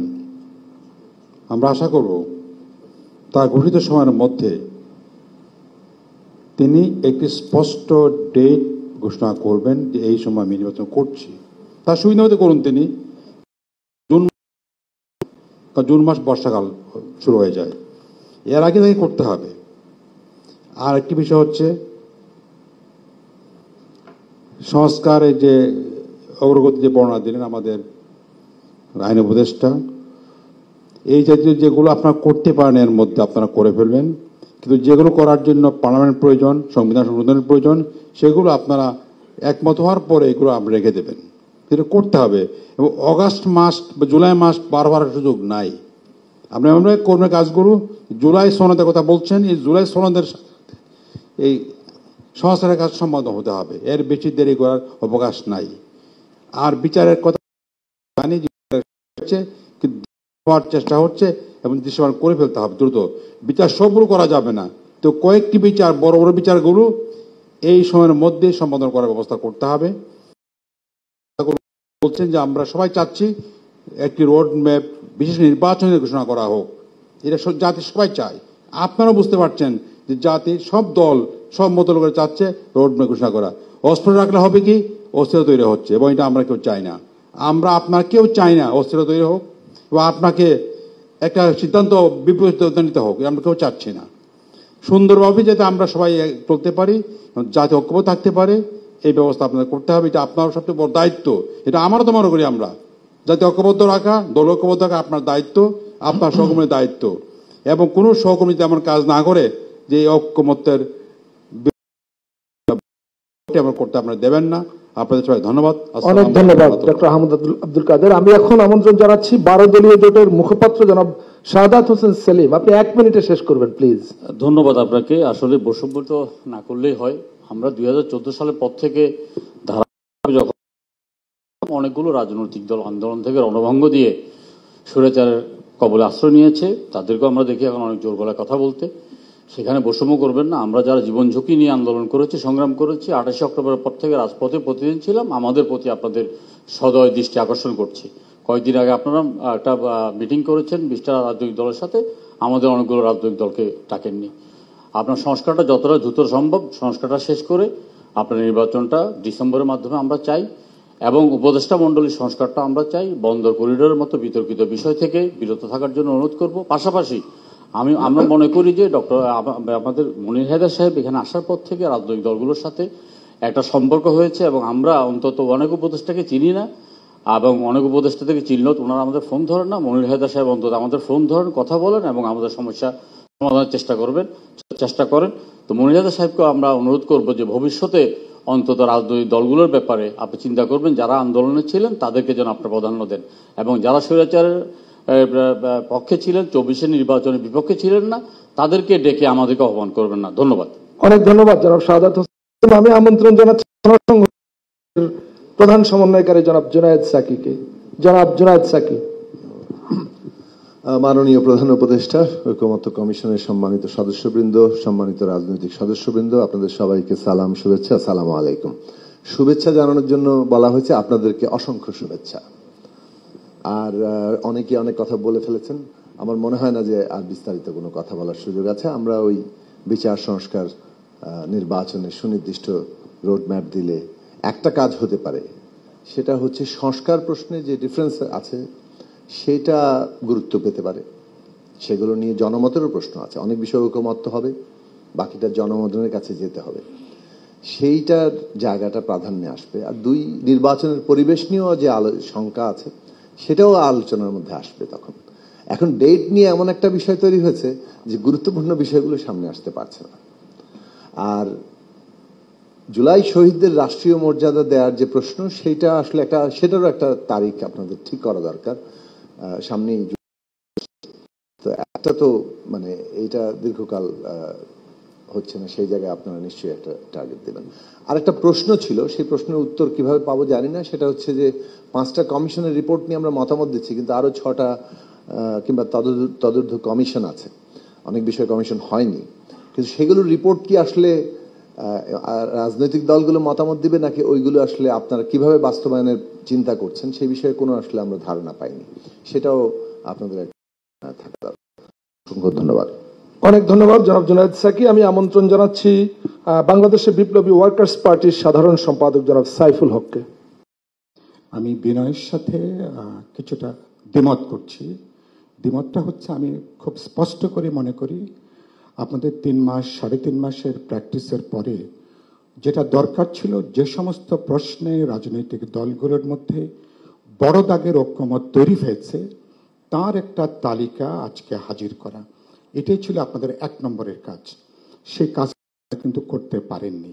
এই কাজটা উচিত হবে অগ্রাধিকারের ভিত্তিতে, যদি কালকে পারেন কালকে, নাহলে 2-1 দিনের মধ্যে গত 3.5 মাসের কাজের সাফল্য যেখানে একমত হতে পারলাম, সেটাকে রাজনৈতিক দলগুলোর কাছে, জাতির কাছে সেটা হাজির করা। 2 হচ্ছে, আগামীকালকের মিটিংটা যেভাবে ডাকা হয়েছে, এখানে আমি বিনয়ের সাথে দ্বিমত করছি। আমি প্রফেসর আলী রিয়াজকে বলছিলাম মিটিং শুরু করার আগে যে আপনারা কালকে যে মিটিংটা ডেকেছেন, আপনারা বসে থাকবেন, দলগুলো পরস্পর বিতর্ক করবে। এই প্রক্রিয়াটা ঠিক বিবেচনা করছে না। আপনাদের উচিত হচ্ছে যেসব প্রশ্নে দ্বিমত আছে সেগুলোকে তালিকা করে, সেটা আপনারা জানেন কোথায় দ্বিমত আছে, দলের সাথে প্রয়োজন বোধে একদিনে 3টা 4টা 5টা দলের সাথে কথা বলেন, একান্তে কথা বলেন, আলাপ আলোচনা করেন। কারণ পরিণত সমাধানে আসতে পারবো না। কালকে যদি মিটিংটা যদি শিফট করতে না পারেন, কালকে প্রাথমিকভাবে বসেন, কিন্তু পরবর্তীকালে একদিনে 3, 4টা 5টা দলের সাথে কথা বলেন, আলোচনা করেন, তাহলে অনেক প্রশ্নে আমরা কাছাকাছি আসতে পারবো, একমত হতে পারবো। তারপরে যেগুলো দ্বিমত থাকবে, ওপেন-এন্ডেড ডিসকাশন থাকবে, পরবর্তীকালে সেটা নিয়ে আলোচনা করব। এটা সিরিয়াসলি কথাটা বিবেচনা করবেন, না হলে আপনারা যেভাবে করছেন এটা একটা ডিবেটের পর্যায়ে পর্যবেসিত হবে ঐক্যমতে আসার চেয়ে। আশা করি সিরিয়াসলি কথাটা বিবেচনা করবেন। 2 নম্বর প্রশ্ন হলো যে, আমি ইতিমধ্যে বলেছি মাননীয় প্রধান উপদেষ্টাকে আমরা বলেছি মাঝ নদীতে আমরা মাঝি বদলাতে চাই না, বলেছি যুদ্ধের মাঝখানে জেনারেল নিশ্চয়ই আমরা পরিবর্তন করতে চাই না। কিন্তু গুরুত্বপূর্ণ হলো জেনারেল যিনি যেই কমান্ড কাউন্সিল যেটা গঠন করেছেন গত 9-10 মাসে নানাভাবে আপনারা বিতর্কিত হয়েছেন। তাতে জেনারেলের আমাদের যিনি এখন জাতীয় ঐক্যের প্রতীক, তিনি অপ্রয়োজনীয়ভাবে বিতর্কিত হয়ে পড়ছেন। এমন সব প্রশ্ন হাজির হচ্ছে যেটা অন্তর্বর্তী সরকারকে প্রশ্ন করছে, সরকারের নিরপেক্ষ চরিত্র বৈশিষ্ট্য নিয়ে গুরুতর প্রশ্ন উঠছে, রাজনৈতিক দলগুলোর সাথে অপ্রয়োজনীয় বিরোধ বৈরিতার জায়গাটা তৈরি হচ্ছে, এক ধরনের দূরত্বের জায়গাটা বাড়ছে। আশা করি এ ব্যাপারে অন্তর্বর্তী সরকারকে এখন বাস্তবে একটা তত্ত্বাবধায়ক সরকারের চরিত্রের মতন করে কাজ করতে হবে। সকল দল, স্টেক হোল্ডাররা আপনাদের কাছে সমান বিবেচনা তারা যেন দাবি করে, ফলে এই জায়গাটা করবেন। শেষ করতে চাই আমি যে কথাটা বলে, যে আপনারা এখন নির্বাচনের ব্যাপারে যে কথাটা এসছে, মাননীয় উপদেষ্টার বক্তব্যের মধ্যেই আছে ডিসেম্বর থেকে জুন অধিকাংশ রাজনৈতিক দল বা বিপুল অধিকাংশ দল সবাই মাননীয় প্রধান উপদেষ্টার প্রথম যে মাস ডিসেম্বরের পক্ষেই তারা কথাটা বলছেন। তারা তাহলে নিশ্চয়ই যে সম্মিলিত চিন্তা, সম্মিলিত মতামত যে বিশাল কোটি কোটি জনগোষ্ঠীকে তারা প্রতিনিধিত্ব করেন, এটা নিশ্চয়ই মাননীয় উপদেষ্টা এবং তার কাউন্সিল এটাকে আপনার বিবেচনা করবেন। আরেকটা হলো, সরকারের সাথে যদি আমাদের একটা অর্গানিক এনগেজমেন্ট থাকে, বোঝাপড়া থাকে, আলাপ আলোচনা থাকে, নির্বাচন 7 দিন যদি এগিয়েও আসে, 31শে ডিসেম্বর জায়গায় যদি 20শে ডিসেম্বর হয়, অথবা যদি 7ই জানুয়ারি হয়, 2026 কি 20শে জানুয়ারি হয়, এটি নিয়ে কি বড় কোনো প্রশ্ন উঠবে? বড় কোনো প্রশ্ন উঠবে। ধন্যবাদ জনাব সাইফুল হক। আলাপ আলোচনা, বোঝাপড়া করে ঐক্যমতের জায়গাটা তৈরি করেন। আপনাকে যে জাতীয় ঐক্যের সিম্বল হিসেবে দেখতে চাই, আপনার নেতৃত্বে এই জার্নিটাকে আমরা সম্পন্ন করতে চাই। কিন্তু আপনি আপনার এই জায়গাটা যে কথাগুলো আলোচনা হয়েছে, শুধুমাত্র মিটিংয়ের আলোচনা না হিসেবে এটা সার্বত্রা নিশ্চয় উপলব্ধির মধ্যে নেবেন। এ ব্যাপারে আগামীকাল আমরা কার্যকর পদক্ষেপ দেখতে চাই। ধন্যবাদ। ধন্যবাদ আসসালামু জনাব আলাইকুম। সাইফুল আলম। আমি এখন আমন্ত্রণ জানাচ্ছি জাতীয় গণফ্রন্টের সমন্বয়ক আমিনুল হক বিশ্বাস, যিনি টিপু বিশ্বাস নামে পরিচিত। জনাব আমিনুল হক বিশ্বাস। ধন্যবাদ আপনাদের সবাইকে। বন্ধুগণ, আমাদের মধ্যে তো দ্বিমত আছেই। একটা কথাই আছে, without differences there can be no unity. মত পার্থক্যই নাই, তার উপর একমত কি? মত পার্থক্য আছে, থাকবে, কিন্তু জাতির জন্য, জনগণের জন্য কোন মত পার্থক্যগুলো কমিয়ে এনে ঐক্যমতে পৌঁছানো যায়, এবং আজকের এই নির্দিষ্ট সময়ে আমরা কি ধরনের সিদ্ধান্ত নিতে পারি। অনেকেই অনেক কথা বলছেন, বিপ্লব হয়েছে, আমার দল মনে করে না। তবে গণ অভ্যুত্থানের মধ্য দিয়ে এই ফ্যাসিস্ট হাসিনা আওয়ামী লীগ উচ্ছেদ হয়েছে এবং এর জন্য অনেক ত্যাগ স্বীকার করতে হয়েছে। আমরা একটু যেন স্মরণ করি, যারা জীবন দিয়েছে, আত্মাহুতি দিয়েছেন, তাদের বিষয়টি যেন আমরা স্মরণ করি। তাদের সংগ্রামের কারণেই কিন্তু আজকে আমরা এখানে, যদিও ওই সংগ্রামে আমরা ছিলাম, আমরা জীবিত, কিন্তু তাদের জীবন তারা ত্যাগ করেছে। অথবা আজকে আমাদের ঐক্যমতে পৌঁছাতে হবে। ফলদায়ক নির্বাচন, বিপ্লব হয় নাই, সরকার অন্তর্বর্তীকালীন, কিংবা এটাকে তত্ত্বাবধায়ক বলা যেতে পারে। অতএব একটা ঐক্যমতে ফলদায়ক দল কিন্তু মনে করে নির্বাচন দিয়ে আসলে কিছু হবে, অভ্যুত্থানই করতে হবে, অভ্যুত্থানই ক্ষমতা দখল করতে হবে। ইভেন দ্যাট আমরা জনমতকে গুরুত্ব দিই। অতএব এই জনমতের মধ্য দিয়েই যারা জনমতকে উপেক্ষা করবে, এক্সপোজার হবে, তাদের আবার অভ্যুত্থান হবে। অতএব নির্বাচনের তারিখ, ফলদায়ক নির্বাচনের জন্য যে ধরনের কাঠামো দরকার, সেই কাঠামোটাকে জরুরি করে একটা নির্বাচনের তারিখ ঘোষণা করেন। আমরা বলেছি ডিসেম্বর নাও হতে পারে, এটা ফেব্রুয়ারি হতে পারে, জানুয়ারিও হতে পারে, কিন্তু তারিখ ঘোষণা করেন। কোনো দ্বিধাদ্বন্দ্বের মধ্যে রেখে জাতিকে বিভক্ত করা যাবে না, অত্যন্ত পরিষ্কার কথা। আর যে ফ্যাসিবাদরা জনগণের উপর অত্যাচার করেছে, তাদের একটা বিচার হওয়া উচিত, ফলদায়ক বিচার। শেষ হবে তা বলছে না, উদ্যোগ নেওয়া উচিত, শুরু করা উচিত, দৃশ্যমান হওয়া উচিত। আর জনগণের দিকে একটু নজর রাখতে হবে। অন্তর্বর্তীকালীন সরকার জনগণের যেসব বিষয়ে কষ্ট হচ্ছে, শ্রমিক, কৃষক, সাধারণ মানুষ, দ্রব্যমূল্য এবং নানান সমস্যা, সংকট, আইন, বিচার ইত্যাদি বিষয়ে একটু নজর রেখে সেই সবগুলোতে পদক্ষেপ দিবেন। ধন্যবাদ আপনাকে। ধন্যবাদ। আমি এখন আমন্ত্রণ জানাচ্ছি 12 দলীয় জোটের প্রধান প্রবীণ রাজনীতিবিদ জনাব মোস্তফা জামাল হায়দারকে।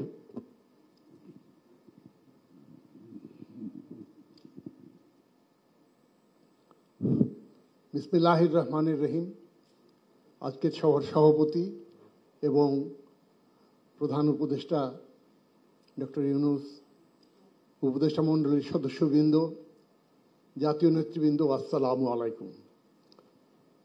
আজকে অত্যন্ত ভালো লাগছে যে বিভিন্ন প্রশ্নে আমরা বিগতকালে ঐক্যমত্য কমিশনের সাথে আলাপ আলোচনা করে যে সমস্ত বিষয়ে সিদ্ধান্তে উপনীত হতে পেরেছি, সে বিষয়ে কিছু কথা মাননীয় আইন উপদেষ্টার কাছ থেকে জানলাম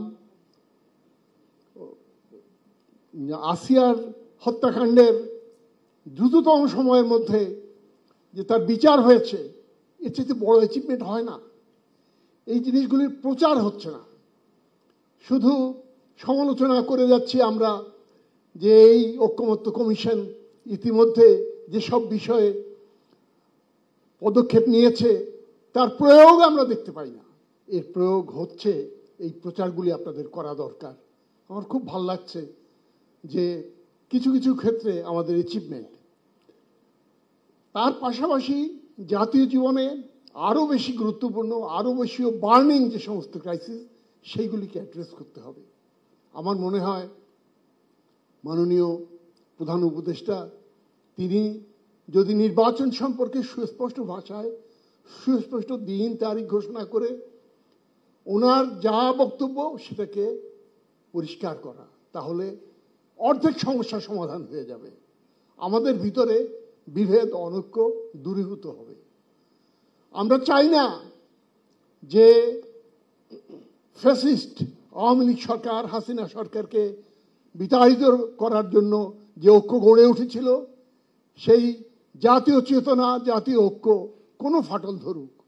আমরা চাই না আমাদের পরম আশার স্থল ডক্টর ইউনূস, তার সম্পর্কে কোনো দ্বিধা, কোনো সংশয়, কোনো প্রশ্ন জাগ্রত হোক। আমাদের শতভাগ আস্থা এবং বিশ্বাস তারপরে রয়েছে, সেটা যাতে অক্ষুণ্ণ থাকে। সেক্ষেত্রে আমাদের চাইতেও তাকে আরো বেশি সচেতন থাকতে হবে এবং সেই পদক্ষেপ গ্রহণ করতে হবে। আপনাদের সকলকে ধন্যবাদ। অনেক ধন্যবাদ জনাব মোস্তফা জামাল হায়দার। আমি এখন আমন্ত্রণ জানাচ্ছি আমাদের জুলাই অভ্যুত্থানের সম্মুখ ভাগের অন্যতম নায়ক জনাব Nahid Islam, NCP national citizens পার্টির আহ্বায়ক জনাব নাহিদ ইসলাম। আসসালামু আলাইকুম। উপস্থিত অন্তর্বর্তী সরকারের এবং ঐকমত্য কমিশনের সভাপতি ডক্টর ইউনূস সাহেব এবং অন্যান্য উপদেষ্টাবৃন্দ, ঐকমত্য কমিশনের অন্যান্য সদস্যবৃন্দ এবং বিভিন্ন রাজনৈতিক দলের নেতৃত্ববৃন্দ, জাতীয় নাগরিক পার্টির পক্ষ থেকে সকলকে শুভেচ্ছা জানাচ্ছি। আমি যদি সরাসরি আলোচনা যাই, যে সরকারের পক্ষ থেকে জুলাই ঘোষণাপত্রের একটা আশ্বাস দেওয়া হয়েছিল, এর আগে জানুয়ারির 15 তারিখের মধ্যে সেটি করার কথা ছিল, কিন্তু সেটি হয় নাই।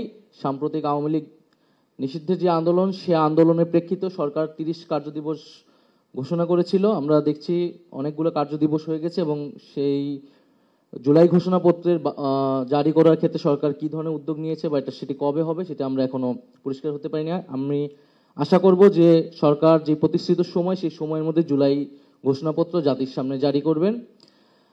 আর দ্বিতীয়ত, জুলাই সনদের বিষয়টি এসেছে যে সংস্কারের ঐকমত্যের প্রেক্ষিতে আমরা আশা করি যে এই জুলাই মাসের মধ্যেই 5ই আগস্টের আগেই জুলাই সনদ হয়ে যাবে এবং আমরা ঐকমত্যের ভিত্তিতেই বাংলাদেশের পরবর্তী রাষ্ট্র কাঠামো বা সংস্কারের রূপরেখা কি সেটি জানতে পারবো। এখানে নির্বাচনের তারিখ নিয়ে অনেক আলোচনা হচ্ছে, কিন্তু আমাদের দলীয় মত হচ্ছে যে আমরা বিচার, সংস্কার এবং নির্বাচন, সেটি গণপরিষদ নির্বাচনের কথা বলে আসছি। যদি জুলাই সনদ ঘোষণার আগেই নির্বাচনের তারিখ ঘোষণা হয়ে যায়, তাহলে আসলে সংস্কার প্রক্রিয়া ব্যাহত হবে বলে আমরা মনে করি। কারণ নির্বাচনের তারিখ ঘোষণার সাথে রাজনৈতিক দল একে অন্যের প্রতিদ্বন্দ্বিতায় চলে যাবে এবং রাজনৈতিক পরিস্থিতি, মাঠ পর্যায়ের পরিস্থিতি, তৃণমূলের পরিস্থিতি সম্পূর্ণ পাল্টে যাবে এবং এই প্রশাসনও কতটুকু নিরপেক্ষ থাকবে, সরকারের নিয়ন্ত্রণ থাকবে, সেটি নিয়েও প্রশ্ন আছে। ফলে এই রাজনৈতিক ফ্যাসিবাদ বিরোধী রাজনৈতিক দলগুলা নির্যাতিত হয়েছে, নিপীড়িত হয়েছে, জনগণ ভোটাধিকারের জন্য লড়াই করেছে। আমরা 16 বছর অপেক্ষা করেছি, 10 মাস অপেক্ষা করেছি, আমরা আশা করি যে আরো 2 মাসও আমরা অপেক্ষা করতে পারবো। জুন জুলাই মাসের মধ্যেই জুলাই সনদ আলোচনা করে ফেলা উচিত এবং জুলাই সনদ ঘোষণার পরে নির্বাচনের তারিখটি ঘোষণা করে দেওয়া উচিত আমরা মনে করি। কারণ জনগণকেও আমাদের আশ্বস্ত করতে হবে, এই সরকারের দায়িত্ব যে ভবিষ্যৎ বাংলাদেশ, এই বাংলাদেশের শাসনতান্ত্রিক পরিবর্তনটা কি হবে, শাসন ব্যবস্থার পরিবর্তন কি হবে, কি কি মৌলিক সংস্কার হবে, আবার রাজনৈতিক প্রয়োজন যে নির্বাচনের তারিখটি কবে হবে। তাই সেক্ষেত্রে আমি আহ্বান জানাবো যে জুন জুলাই মাসের মধ্যেই জুলাই সনদটি তৈরি করে আমরা যাতে 5ই আগস্ট ভাবে এই জুলাই গণ অভ্যুত্থান আমরা উদযাপন করতে পারি এবং সেই উদযাপনের মধ্যে দিয়ে নির্বাচনের তারিখটি ঘোষণা করে দেওয়া যেতে পারে। আরেকটি বিষয় হচ্ছে আমরা নির্বাচনের কথা বলতেছি, কিন্তু যদি নির্বাচন ব্যবস্থারও সংস্কার না হয়, ন্যূনতমভাবে নির্বাচন সংস্কার কমিশন গঠিত হয়েছে সেই প্রস্তাবনাগুলো যদি গৃহীত না হয়, নির্বাচন কমিশন যদি পুনর্গঠিত না হয়, তাহলে আমরা কিভাবে সেই নির্বাচন আসলে কন্ডাক্ট হবে। এবং নির্বাচন কমিশনের নিরপেক্ষতা নিয়ে প্রশ্ন উঠেছে। আমরা প্রধান উপদেষ্টার কাছে আমাদের সেই উদ্বেগ জানিয়েছি। সরকার সেইটি হয়তো বিবেচনা করবেন। আর পাশাপাশি আমরা দেখতে পাচ্ছি যে গভীর উদ্বেগের সাথে যে আমাদের নির্বাচন কবে হবে কি হবে না, এটি কখনোই সামরিক যারা দায়িত্বে আছেন তাদের জায়গা থেকে আসতে পারে না। এবং রাজনীতির যে সামরিকীকরণ সেটা থেকে কিন্তু আমাদের অনেক লড়াই করে বের হতে হয়েছে এবং এটা কোনো গণতান্ত্রিক চর্চা নয়। ফলে সেই বিষয়ে আমরা যাতে সচেতন থাকি এবং কোনো দলও সেটিকে সমর্থন করছে, এটি আমাদের গণতন্ত্রের জন্য অনেক উদ্বেগের। নির্বাচন কবে হবে যেদিনই হোক না কেন, এটা একটা রাজনৈতিক সিদ্ধান্ত, রাজনৈতিক দলগুলো এবং সরকারকে এই সিদ্ধান্ত নিতে হবে, অন্য কেউ এ বিষয়ে কথা বলতে পারবে না। আমরা দেখছি বিদেশি শক্তি বিভিন্ন আমাদের যেই স্বার্থকারী দেশ তারাও নির্বাচনের তারিখ নিয়ে কথা বলছে। তো সেই বিষয়ে আমাদের জাতীয় ঐক্য আসলে আরো সংহত করা উচিত এবং আমরা যাতে আমাদের দেশের সিদ্ধান্ত আমরা নিজেরা নিতে পারি সেই ধরনের আমাদের পরিবেশ তৈরি করা উচিত। আর আজকের এই আয়োজনের জন্য ধন্যবাদ জানাচ্ছি। আসসালামু আলাইকুম। অনেক ধন্যবাদ জনাব নাহিদ ইসলাম। আমন্ত্রণ জানাচ্ছি বাংলাদেশ জামাতি ইসলামীর নায়েবে আমির জনাব ডাক্তার আব্দুল্লাহ মোহাম্মদ তাহের, সৈয়দ আব্দুল্লাহ মোহাম্মদ তাহের। আজকের অনুষ্ঠানের মাননীয় চেয়ারম্যান এবং অভিজ্ঞ উপস্থিতি, আসসালামু আলাইকুম ওয়া রাহমাতুল্লাহি ওয়া বারাকাতুহু। আমি ধন্যবাদ জানাই মাননীয় প্রধান উপদেষ্টাকে আজকে আমাদেরকে এখানে আমন্ত্রণ করার জন্য, এবং আমি অভিনন্দন জানাই রাজনৈতিক দলগুলোকে।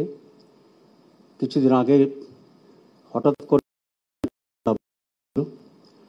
কিন্তু আমরা সকলে মিলে সেটাকে একটা স্ট্রিমলাইনে নিয়ে আসছি এবং রাজনৈতিক দলগুলো অত্যন্ত দায়িত্বশীলতার পরিচয় দিয়েছেন তার ভেরি পজিটিভ ভূমিকার জন্য। মাননীয় প্রধান উপদেষ্টা, আপনি জানেন যে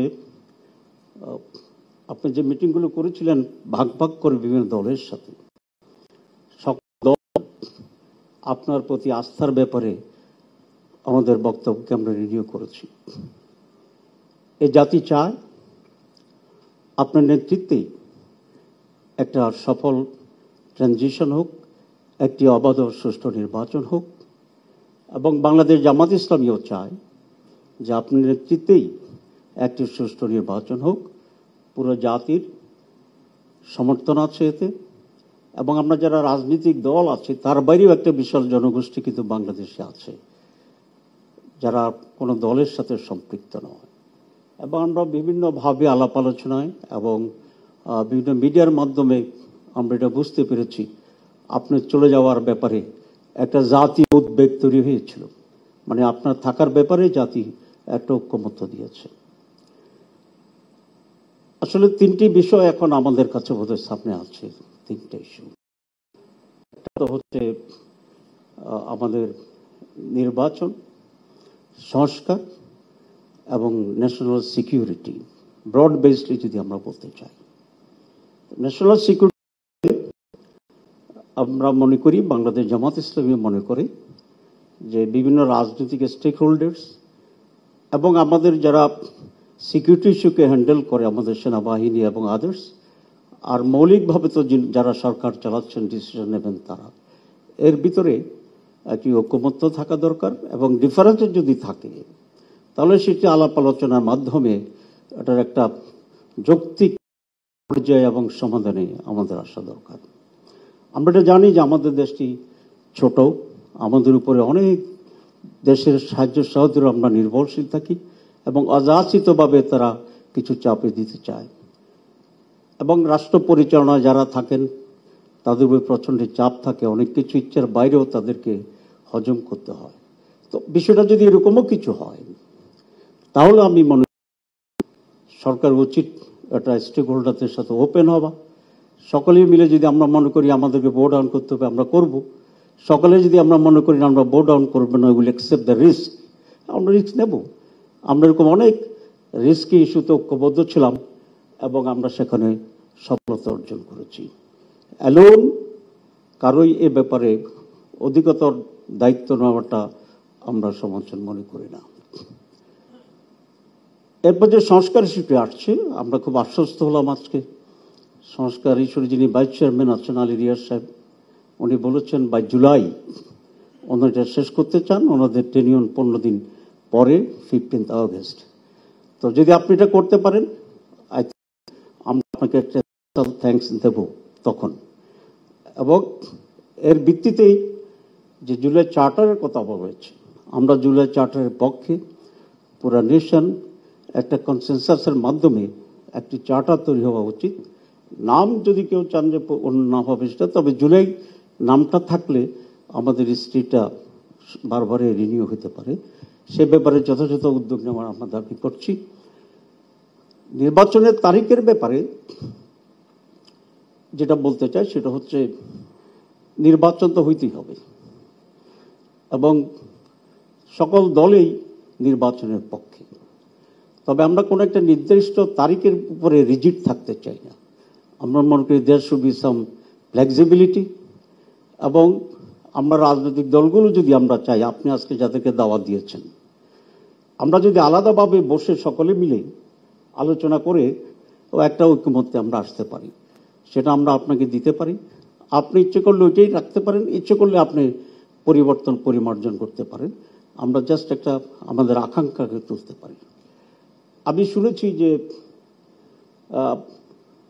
সত্য কিনা জানি না, আপনি বলেছেন আমাকে কেউ ডিকটেট করলে আমি শুনবো না। আপনাকে ডিকটেট করার তো কারো এখতিয়ারও নেই, ক্ষমতাও নেই, সাহসও নেই আমি মনে করি।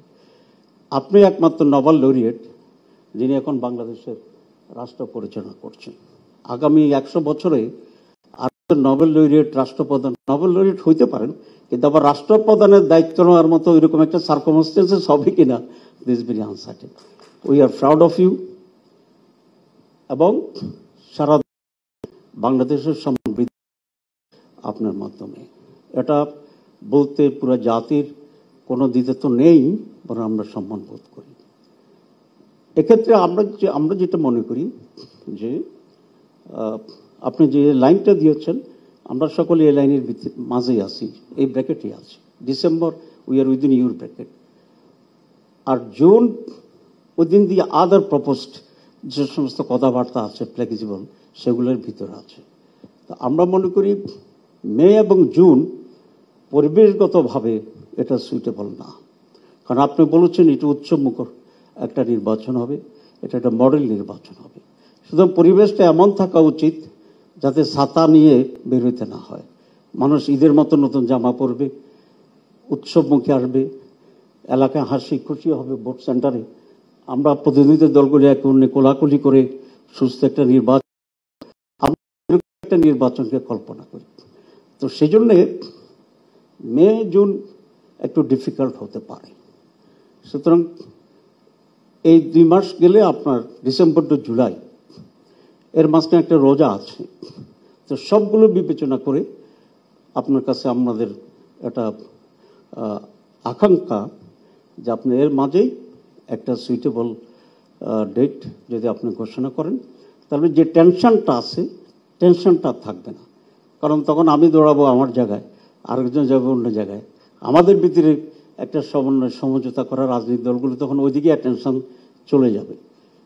কারণ বিভিন্ন মাধ্যমে, গণমাধ্যমে বা অন্য জায়গার কারণে মাঝে মধ্যে যে কতগুলো রিউমার বা ভুল কথা আসে যে সরকার 5 বছর থাকবে, ছাড়বে না, এ থাকবে, এগুলো মানুষকে তো কিন্তু একটু আতঙ্কিত করে।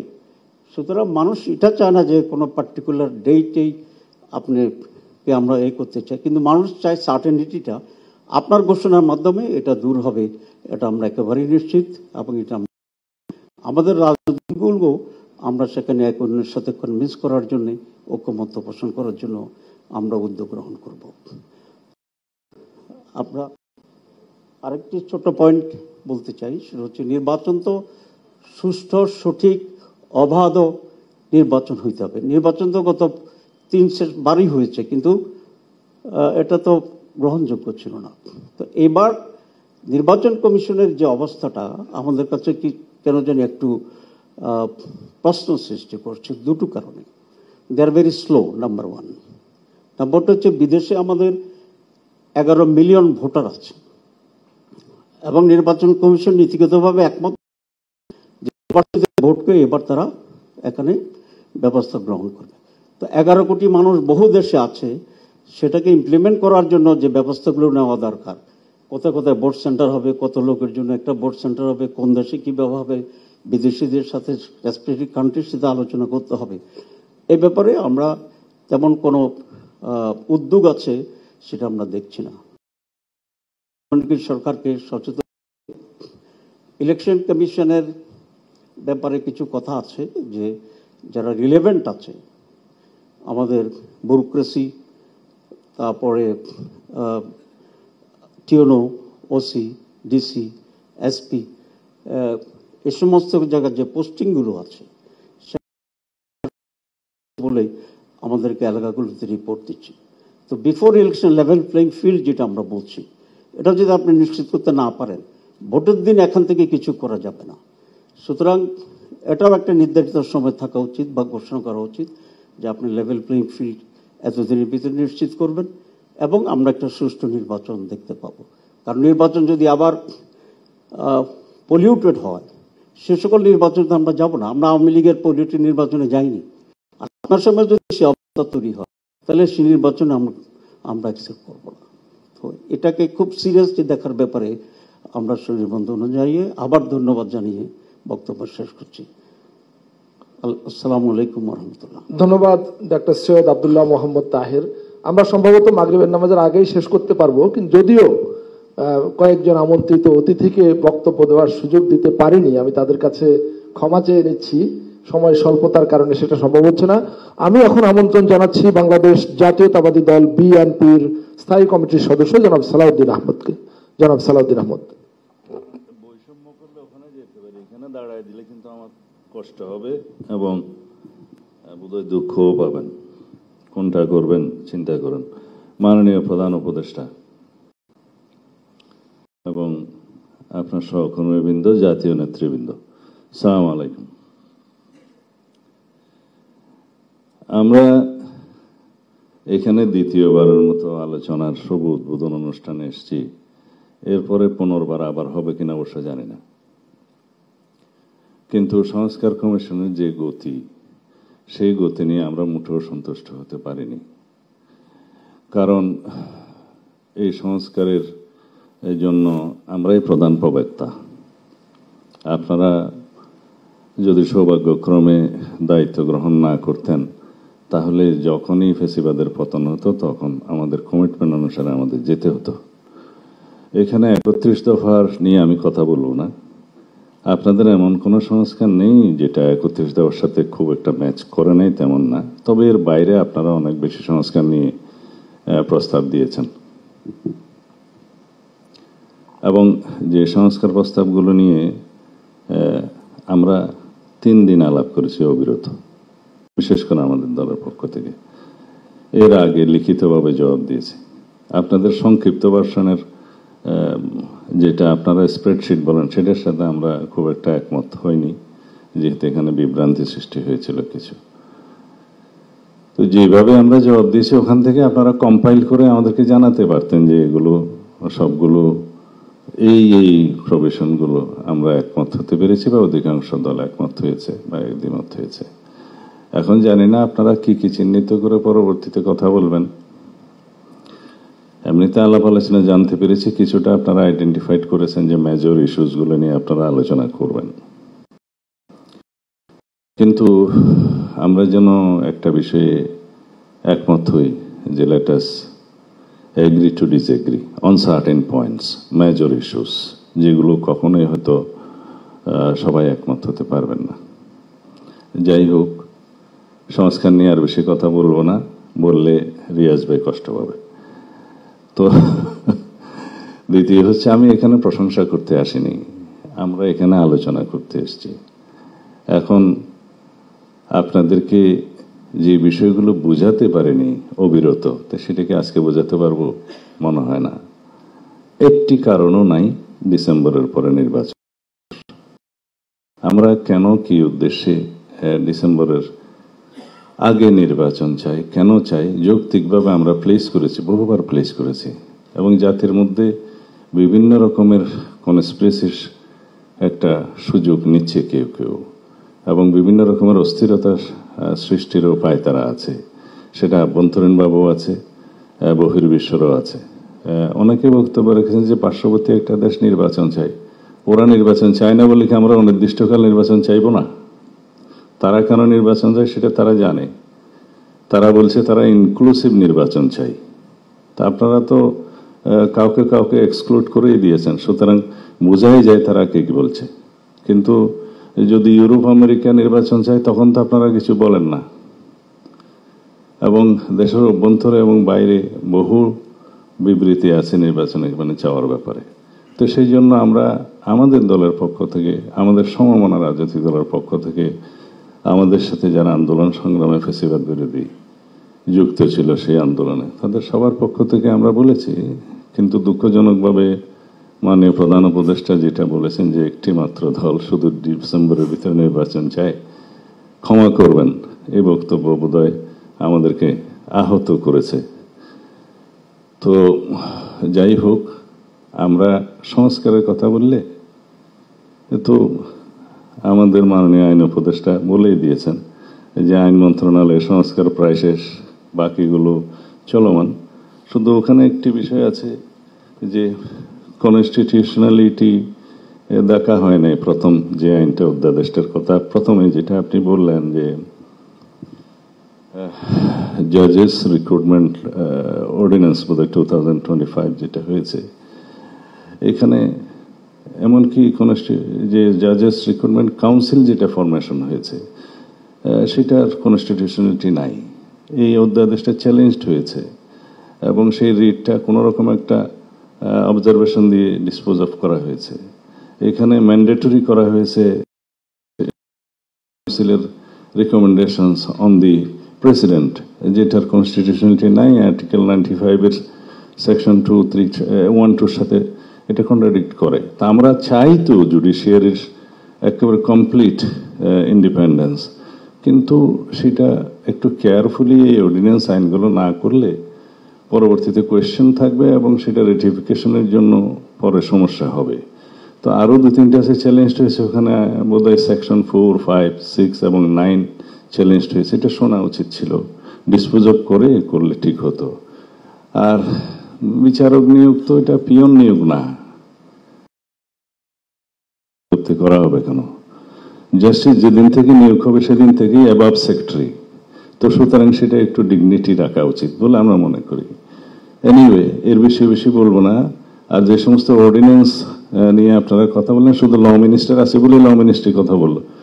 সমস্ত সংস্কারগুলোর যতগুলো এগ্রিড হয়েছে, বিশেষ করে ইলেকশন সিস্টেম সংক্রান্ত, কনস্টিটিউশন সহ ওখানে আইন আছে 12টা, কনস্টিটিউশন সহ 13টা। সেই আইনের মধ্যে যতগুলো সংস্কার প্রস্তাব হয়েছে 3 মাস আগে আমরা এগ্রিড হয়েছি। এটা এখানে বদিউল আলম মজুমদার সাহেব আছেন, ইচ্ছা করলে এর ভিতরে সেগুলো অর্ডিন্যান্স করা যেত, ছোটখাটো সমস্তগুলো অ্যাকসেপ্টিং দি কনস্টিটিউশনাল অ্যামেন্ডমেন্ট, যেটা প্রয়োজন হবেও না।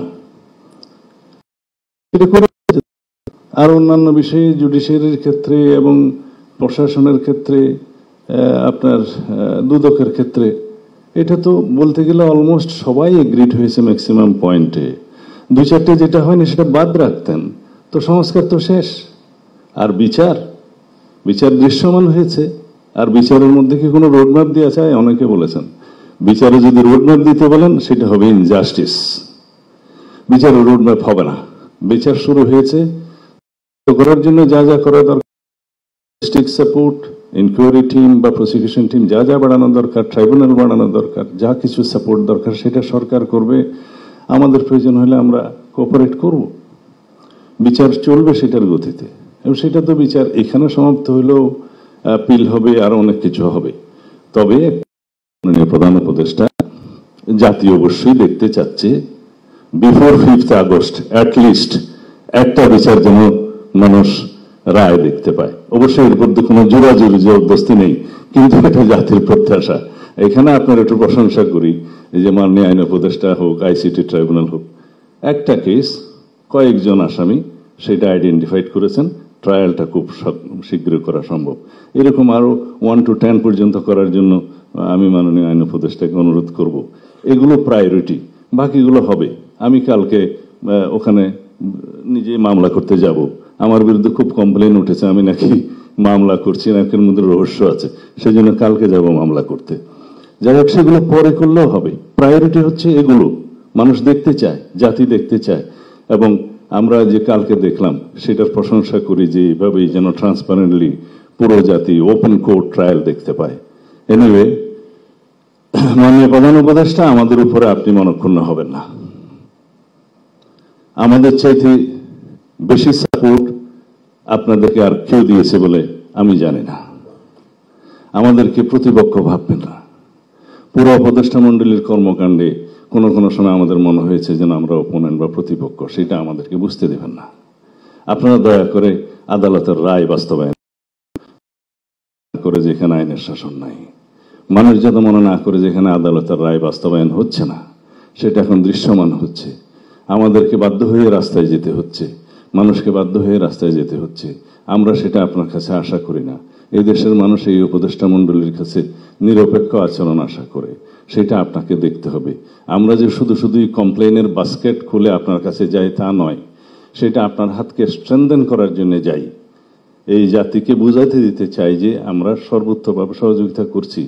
আর সবসময় প্রশংসা নিয়ে যদি আপনার কাছে যাই, যে সমস্ত লোকজন উপদেষ্টা মণ্ডলীর শুধু আপনাকে বাইরের দৃশ্য সম্পর্কে বলে না, শুধুমাত্র প্রশংসা করে, সরকার তো কয়েকবার দেখছি, বিরোধী দলেও দেখছি, তারাই হচ্ছে সবচাইতে বেশি ক্ষতি করে সরকারের সমালোচনা যারা বেশি করে, আপনার ঘরের মধ্যে যারা আপনার সমালোচনা করবে, ধরে দেবে, তারা আপনার বন্ধু। আমরা আপনার বন্ধু। আমরা হয়তো বাইরে আছি, কিন্তু সবচেয়ে বেশি আপনাকে সমর্থন করব। দয়া করে সবকিছু বিবেচনায় না করে একটা রোডম্যাপ দিবেন ডিসেম্বরের ভিতরে নির্বাচনের জন্য, সেটা আমাদের দাবি। আর যদি কোনো যুক্তি থাকে তাহলে পরে আপনি সেটা জাতির কাছে উপস্থাপন করবেন এবং সেভাবে বলবেন। এখানে সবাই সেই কথাই বলেছে, যাতে আমরা ফ্যাসিবাদ বিরোধী জাতীয় ঐক্যটাকে ধরে রেখে শক্তিতে পরিণত করে আগামী দিনেও আমরা একটা বাংলাদেশ, এমনভাবে কার্যকর বাংলাদেশ, গণতান্ত্রিক বাংলাদেশ বিনির্মাণ করতে পারি, যেখানে আমরা সবাই নিজেদের মধ্যে বিতর্ক করব, আমরা সবাই নিজেদের মধ্যে দ্বিমত হব, বহুমত হব, কিন্তু রাস্তা একটাতে এগিয়ে যাব। এটা যেন আমরা দেখতে পাই। ধন্যবাদ।